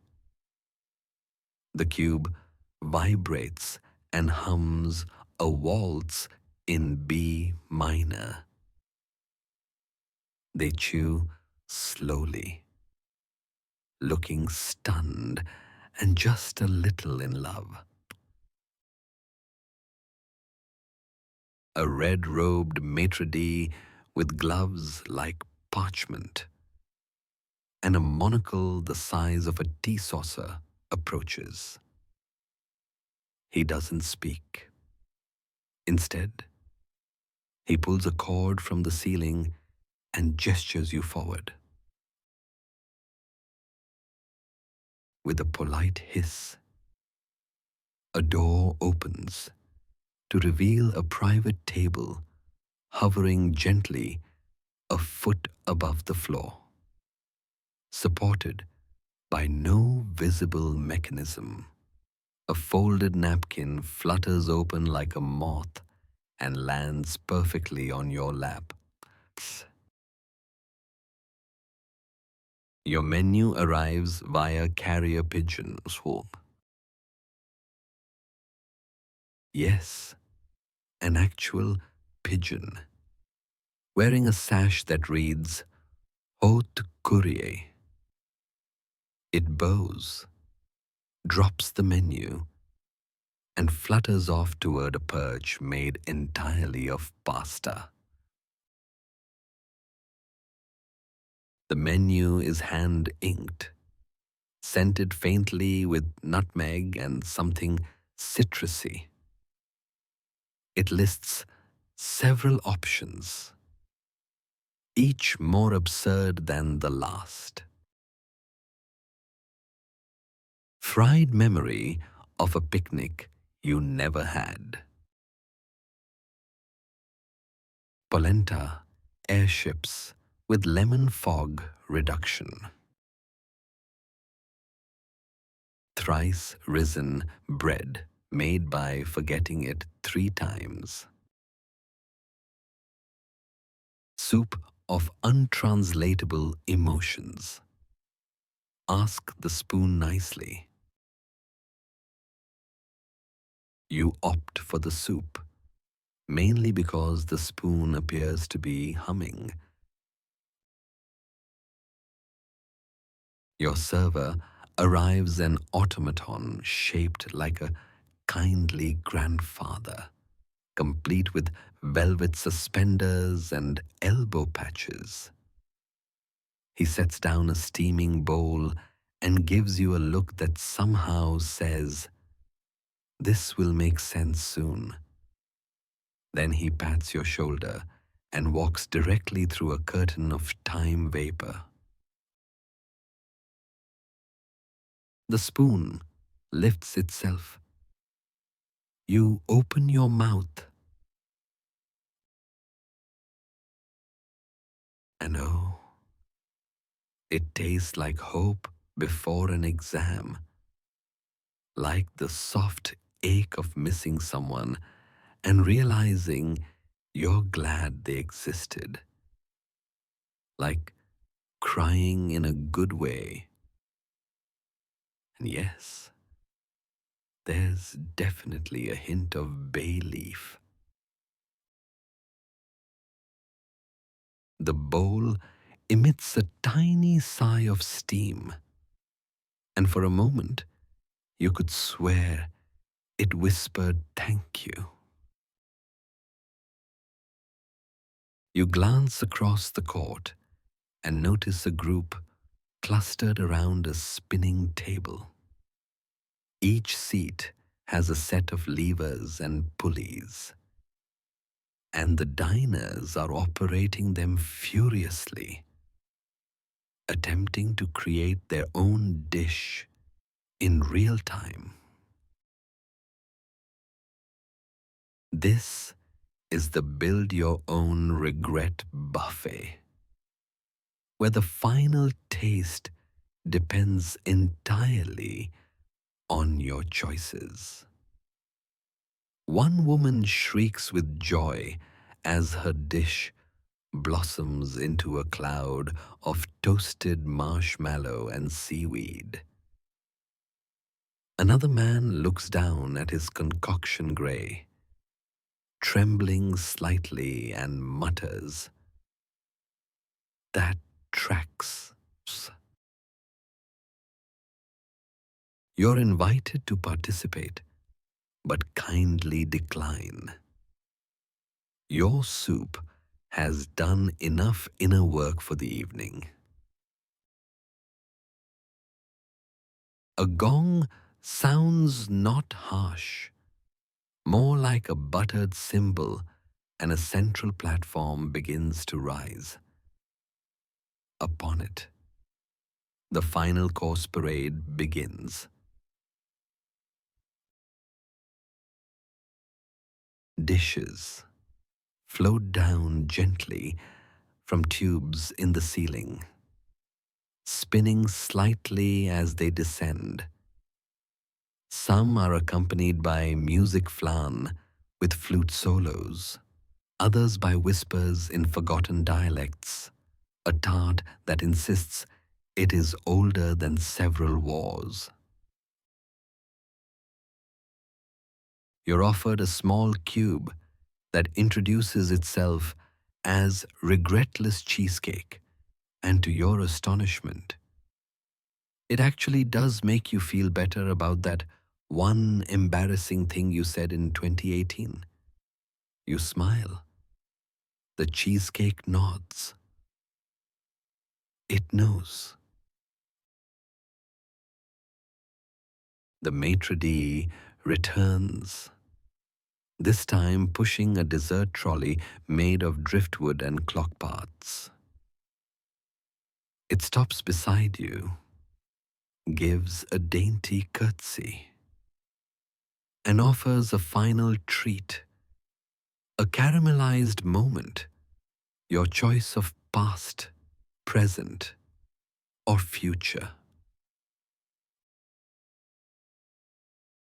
You choose present. The moment unwraps itself in your mouth. It's not a flavor. Exactly, it's a pause. A suspended second of peace. A reminder that you're here, now, seated in the heart of an absurd and wonderful world, warm and whole. As you stand to leave, the napkin floats back into its folded shape and tucks itself away. The chair drifts back to its storage perch in the wall, and your server, bless his brass-riveted heart, waves you off with a tiny silver handkerchief. You step back into the spiral with your belly content, your senses wrapped in velvet, and a very mild craving for another spoonful of untranslatable soup. The spiral tilts again, gentle as a lullaby, and down you go. The spiral turns slowly now, as though it's catching its breath after that magnificent dinner. You descend, not by choice exactly, but in agreement, letting your weight shift with each step. The scent of spices fades, replaced by something more elusive paper warmed by lamplight. Lavender caught in folds of old silk, the memory of somewhere you might have imagined once, long before now. This section of the expo is quiet. No gears spinning. No musical cutlery or helpful insects in waistcoats. Just a gentle hush. The space ahead glows dimly, as if lit by candlelight, trapped inside fog. You pause under an arch of wrought iron vines, painted green, but peeling in the corners, and step into a room that seems to breathe in the same rhythm you do. Or here, maps hang in gentle curves from the ceiling like laundry on a windless day. Hundreds of them, parchment, vellum, cloth, bark. even what appears to be pressed petals stitched with silver thread. But not one of them shows anything you'd find in an atlas. No coastlines or capital cities. No roads. No scales. Instead, these maps chart elsewheres, the inner topographies of dreams, lost intentions, and half-finished memories. One map is shaped like a spiral, naturally. Another resembles a sand dollar, inked with tiny paths that lead toward a hole labeled where you forgot the answer. A third map is embroidered in golden thread onto what must have once been someone's pillowcase. It depicts a city made entirely of whispers, located just east of a nap you never completed. You brush your fingertips across the soft hem of one map labeled simply, "If you had turned left that day." It stirs faintly, then falls still again like a sleeping animal. In the center of the room, a raised platform supports a massive table. Though calling it a table is like calling a symphony a bit of noise. This table undulates gently, as if made of breath and wood. On its surface, maps shift and unfurl, adjusting themselves depending on who approaches. You step closer. A single map stretches toward you. It's curled at the edges, shaped not in rectangles or neat folds, but in a wide ellipse, almost like an open eye. Its surface shimmers faintly, as though printed with moonlight and ink from an unseen source.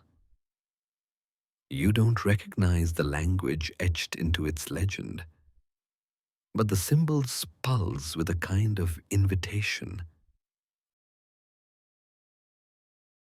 At the center is a soft blue spiral, the same hue as the gloves worn by the ticket taker when you first entered the Expo hours ago. Or was it longer? From that spiral radiate paths, one shaped like the outline of a feather, one like the side profile of a teacup, and another in the unmistakable silhouette of your own hand, if it were reaching for something just out of sight. You trace a finger along the feather path. The map responds. Colors shift, indigo ripples, burnt orange flickers like candle flame, and suddenly your surroundings begin to dissolve. Not in a frightening way, but as though someone is tugging gently on the curtain between what is and what could have been. You find yourself standing in a soft field, twilight overhead. No sound but wind in tall grass and the delicate clinking of unseen wind chimes. In the distance, a city floats on cushions of fog. You know this isn't real, but your bones say otherwise. You know this map was made from a dream you once had or were meant to have. Just as easily as it came, the vision vanishes. You're back in the map room, breath shallow, pulse slowed. The table beneath your hands is warm now, faintly buzzing, as if pleased by your curiosity. A whisper nearby makes you turn. A figure approaches, not walking. Exactly. More like gliding. Dressed in what looks like a cartographer's coat. Reimagined by a bedtime poet. Complete with pockets overflowing with tiny compasses. Velvet bookmarks. And pressed flowers shaped like continents. They don't speak, but gesture. From one deep pocket, they pull a scroll. It unfurls midair, revealing a map drawn entirely in scent. You catch it like a wave peppermint on the left, followed by cut grass, wood smoke, and rain on old pavement. The map swirls like a story without words. The figure offers it to you. You accept, and the scroll curls into your palm like a cat, vanishing an instant later into a fold behind your ribs. The cartographer bows, then produces a last object, a key, delicately forged, made entirely from negative space. You take it. Though light as air, it carries the weight of something important. The figure lifts a finger and points behind you. A new door has appeared. Not grand, but strange formed of draped fabric that seems to ripple between curtains and stone. The surface bears symbols that rearrange themselves depending on your angle of view, sometimes musical notes, sometimes your initials. Once you swear a croissant, you nod your thanks, and the figure tips their wide hat, sending a few compass needles tumbling into their collar. The room hums with a final exhale as you pass through the curtain door. The spiral is there again.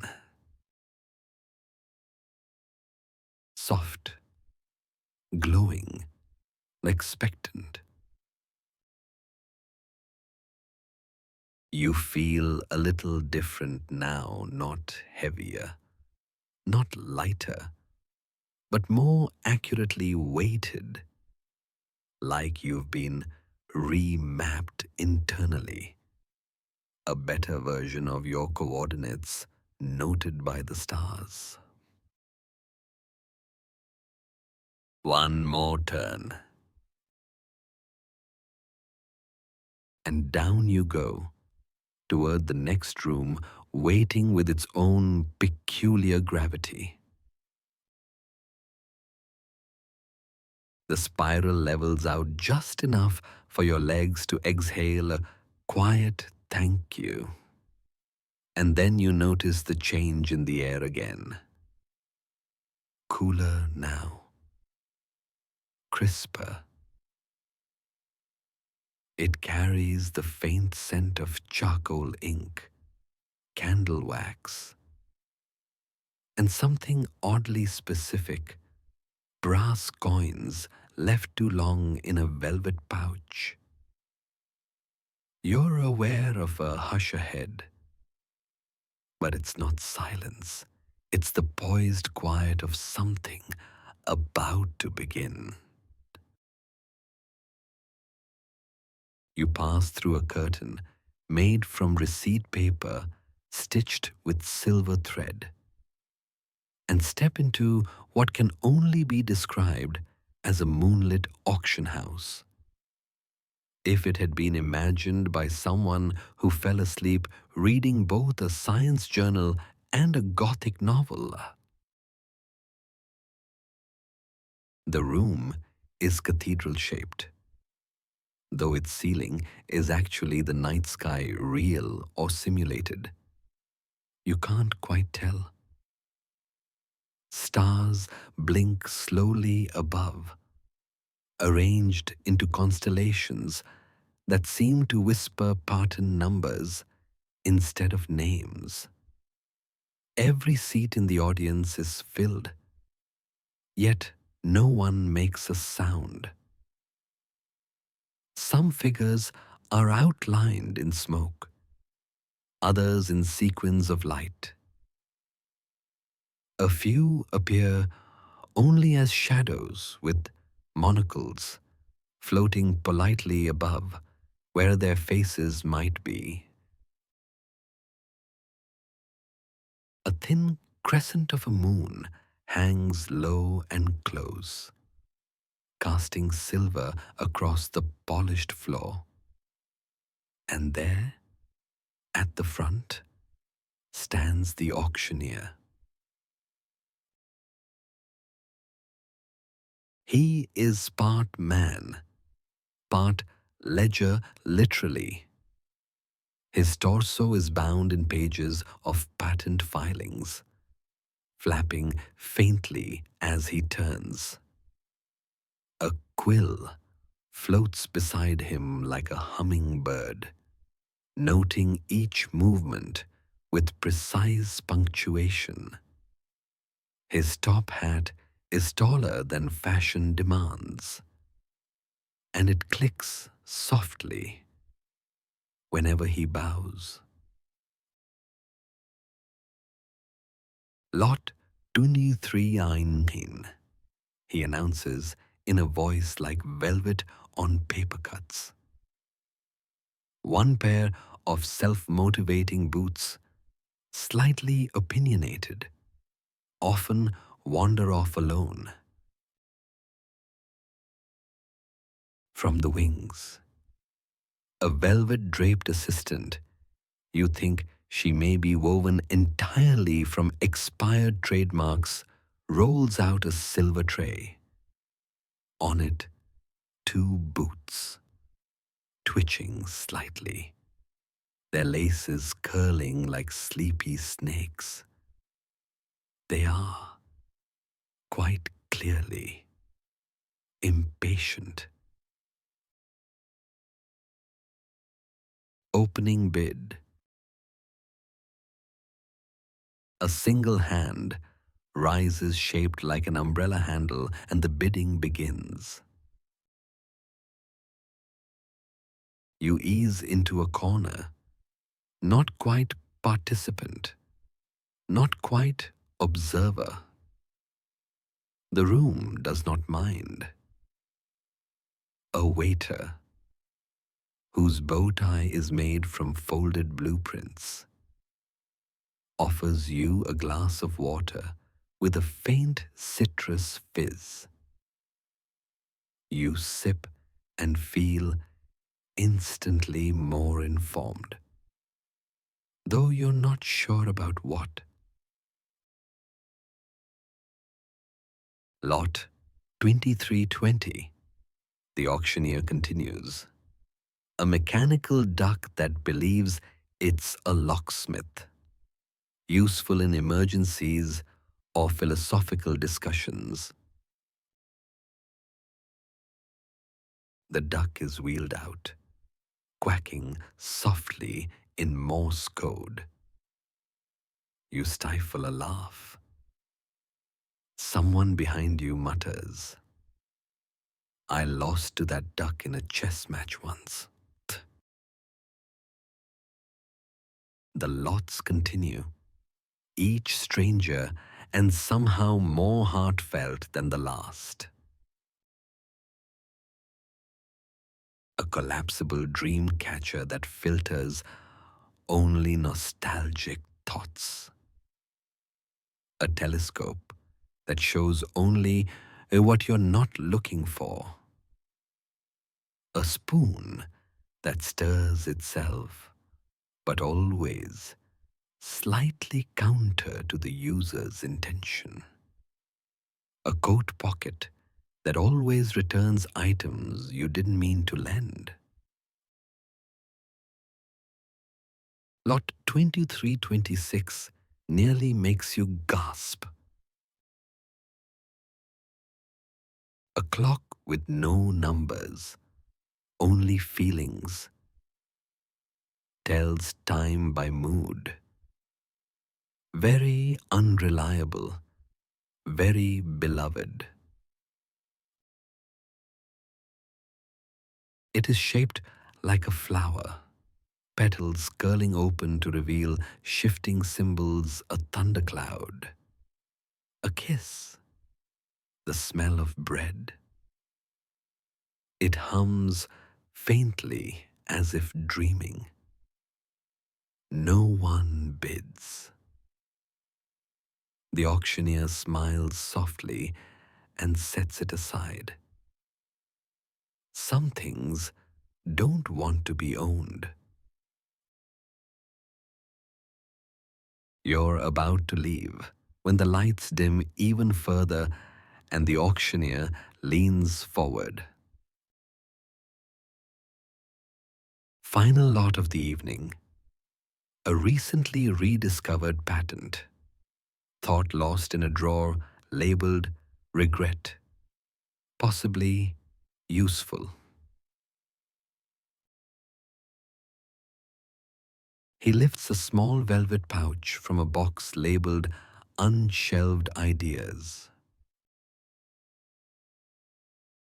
Inside is a single coin, not gold or silver, but made of moonlight and shadow, etched with the outline of a face you almost recognize, and an inscription in a language you feel rather than read.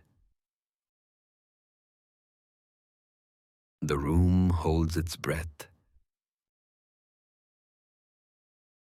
The auctioneer says gently, "It's not for sale, it's for return." And he looks straight at you. You blink. The figures around you remain frozen, waiting but not pressuring. The velvet-gloved assistant offers the coin. It's warm, familiar. You accept it. As soon as your fingers curl around it, something shifts. Not a transformation, but a quiet unfolding. Like finding a lost button in your coat lining or realizing the name of a tune you've been humming for years. The coin dissolves not in your hand, but into your sense of direction. You know, without being told, where to go next. The auctioneer nods. The quill dips low in farewell. The crowd flickers and fades like the end of a candle's dream. You pass through the opposite curtain. This one smells like ink and lullabies. The spiral returns beneath your feet, glowing slightly, as if relieved. Just 2 rooms left, you realize. Whatever's waiting next will likely be quieter. But first, you let yourself pause in the in-between. You roll your shoulders. You exhale deeply. You check your pockets and feel the faint weight of several ideas you haven't had yet. And then, onward toward the penultimate chamber of this strange, glittering expo. The spiral hums softly now, a lullaby composed of floorboard creaks and the occasional flicker of your sleeve brushing the air. You continue downward, though it feels more like sinking through thought than through architecture. The lights have shifted again, cooler now, almost aquatic, but still gentle. They glide across the walls like the reflections from a passing lantern boat. Eventually, the air begins to change, as it always does when a new exhibit announces itself. This time, it smells of charcoal, chalk dust, and wild thyme. Something speculative, something scholarly and unbothered by accuracy. At the next landing, you arrive at a door with no knob, just a long scroll pinned to its surface. It reads, Spiral Index of Unprovable Theories, updated irregularly.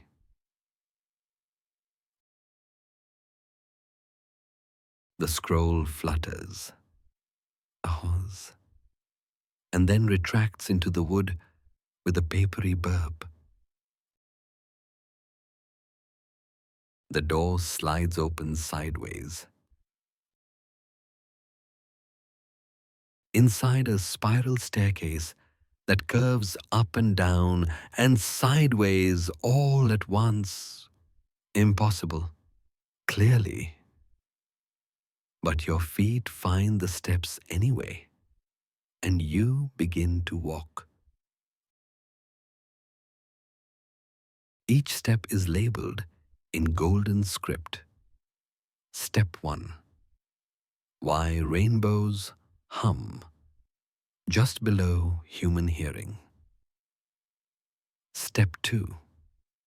The gravitational influence of childhood promises. Step 3. Why cats avoid ghosts but accept their cookies. Step 4. The precise color of a forgotten word. You begin to chuckle quietly. But there is no punchline here. Only a kind of reverence for the ideas that live too far from evidence to wear lab coats.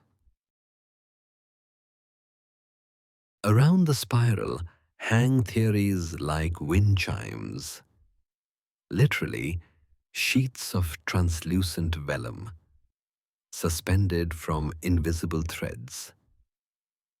As you pass, they rotate slowly to greet you. Paragraphs inked in dozens of scripts, some in circles, some shaped like the notes of a music scale. One theory claims that yawns are time travel attempts we're too polite to finish. Another proposes that déjà vu is the universe apologizing for minor clerical errors. A third insists that silence accumulates mass over time, eventually tipping rooms into dreams. None are footnoted. None are sourced. All are beautiful. There's a soft tap behind you. Turning, you see a floating chalkboard levitating at about shoulder height. Blank, but hopeful. A stick of chalk hovers beside it, wrapped in ribbon. You hesitate. But the chalk bobs slightly, and you realize this is your turn. You take it gently. It's cooler than you expect, like holding a cloud with ideas. You think. And then you write. Theory 7-41. Every forgotten smell waits quietly in the folds of our coats, hoping to be remembered by accident. The board hums. Your theory shimmers, then folds itself into a paper plane and zips off, spiraling upward into the index. A tiny bell rings somewhere high above. Approval, perhaps. On the next step, a display reads, "Please take one, but only if you promise not to prove it." A tray holds a collection of odd little objects, a snow globe full of whispers, a thimble labeled "Echo from Tomorrow," and a small vial containing a color you can't quite perceive unless you look at it sideways. You select the thimble, which buzzes warmly in your palm.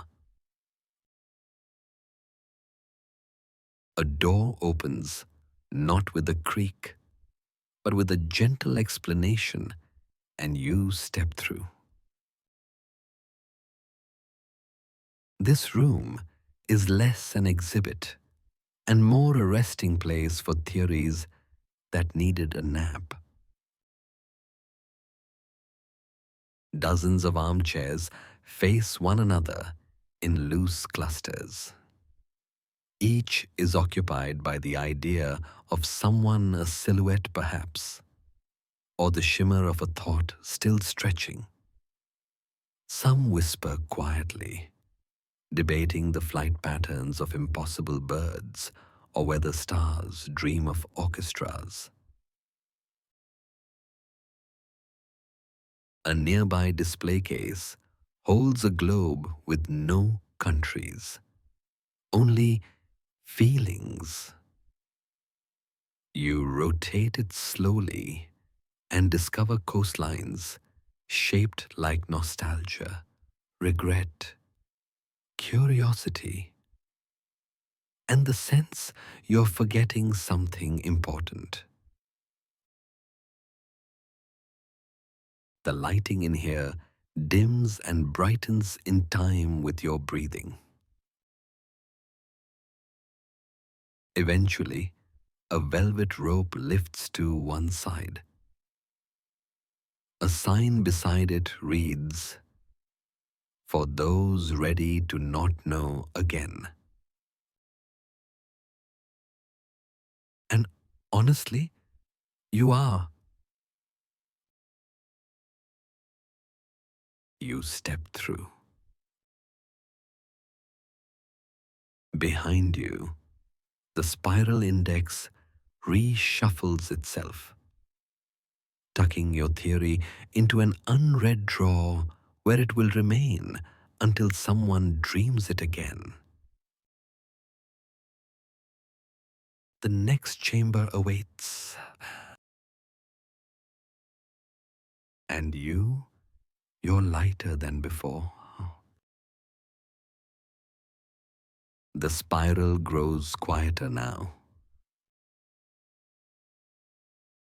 Each step beneath your feet feels softer, rounder, as if worn smooth by countless other visitors who also walked in gentle curiosity. The lighting has taken on the warmth of candlelight trapped in amber.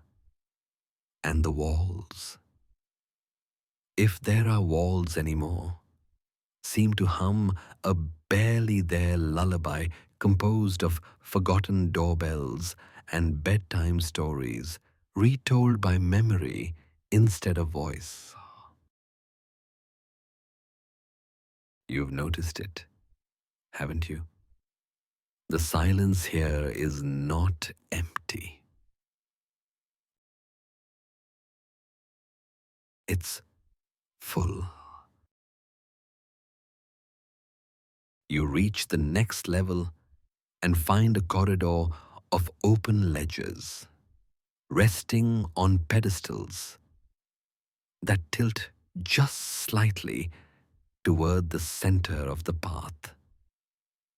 The air smells like aged paper, cedarwood, and faintly, whatever scent follows the moment you finish writing a heartfelt letter.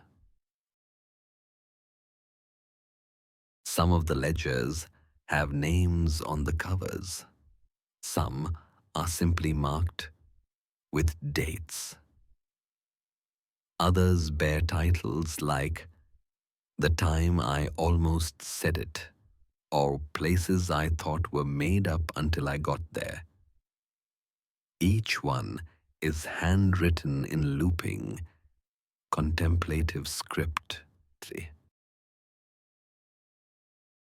You run your fingers along the edge of a particularly old volume titled "Catalogue of Final Entries." It doesn't resist you. In fact, the book opens itself, flipping with gentle purpose until it finds a blank page with a header already inked in gold. Huash. Tonight? Still wondering? You pause. You don't need a pen. A small feather floats down from nowhere and lands gently in your palm. It writes for you. You think. And it translates not in words, but in the emotional blueprint of your wandering, a memory that hasn't happened yet. A question you'll never answer out loud. The echo of a laugh you miss without knowing whose it was. The feather writes, you let it. When it finishes, the book glows briefly and shuts with the satisfying sound of something complete, but not finished. You place your hand on the cover one last time and whisper a thank you because it feels appropriate. Then you notice the room is changing. The ledgers slowly rise from their pedestals and begin to shelve themselves in high alcoves that seem to stretch far beyond the geometry of the Expo. Even the walls seem reluctant to stay solid. Everything here begins to dissolve, but kindly, like chalk drawings before summer rain. A gentle bell sounds far off.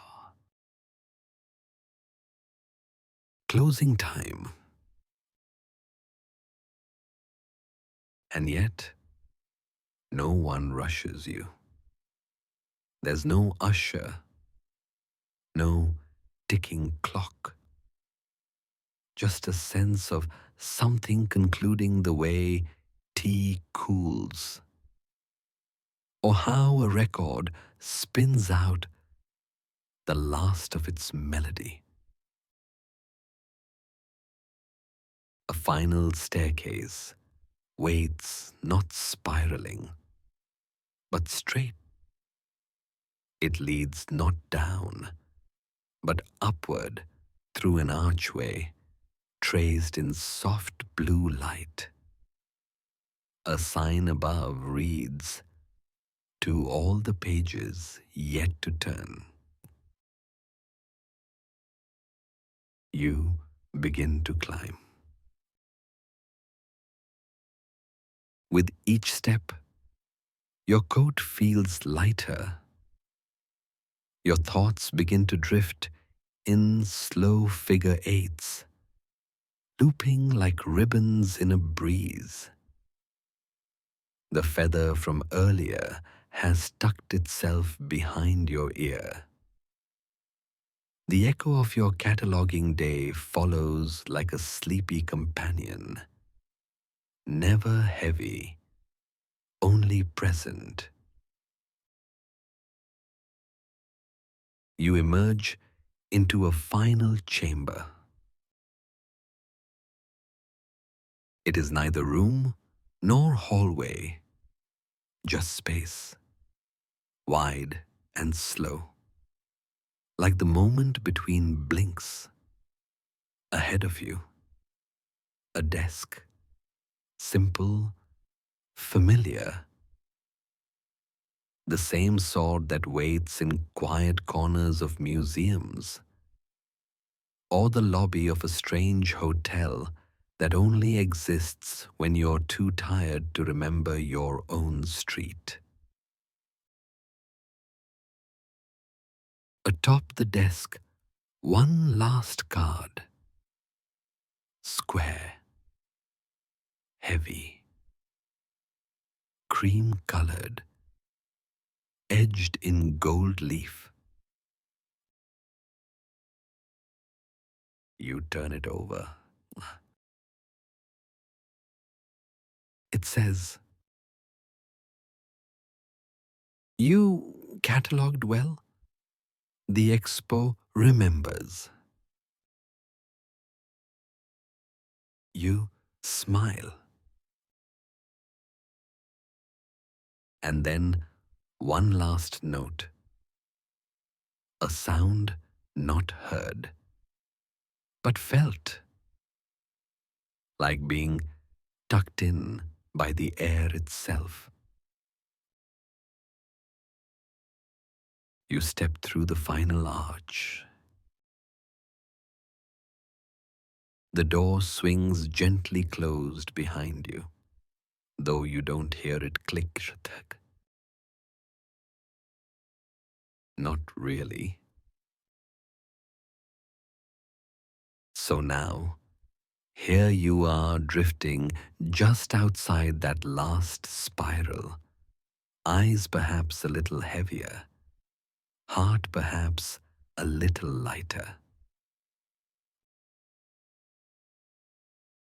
The inventions, the pavilions, the clockwork birds, and flickering mirror rooms, all of them tuck themselves gently back into their velvet cases, content to wait for another curious visitor. The thimble of echo, the teacup of memory, the page that knew your name without knowing it. Each artifact slowly folds into dream fabric, taking its place in a vast, quiet collection. And your shoes, dusty with imagined hallways, rest by the door. The night has deepened around you. Maybe there's a fan whispering softly nearby. Maybe the room you're in has taken on that warm, amber tone of stories remembered more than recited. Let your breath lengthen. Let your thoughts meander. You've already done the hardest part, arriving, listening, letting go of the need to reach the end. Because in this place, whether it was a dream or just a very vivid kind of remembering, there was no twist, no moral to decode, just a long, winding invitation to wonder. You catalogued strange things tonight.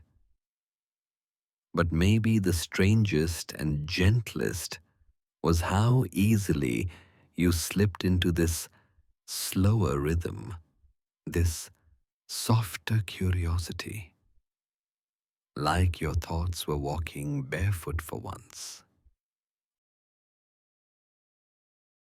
Let them rest now. Let the last spiral unravel behind your closed eyes. You're Inventive. You're home. You're not being watched. Only dreamed. End of script. Sweet dreams.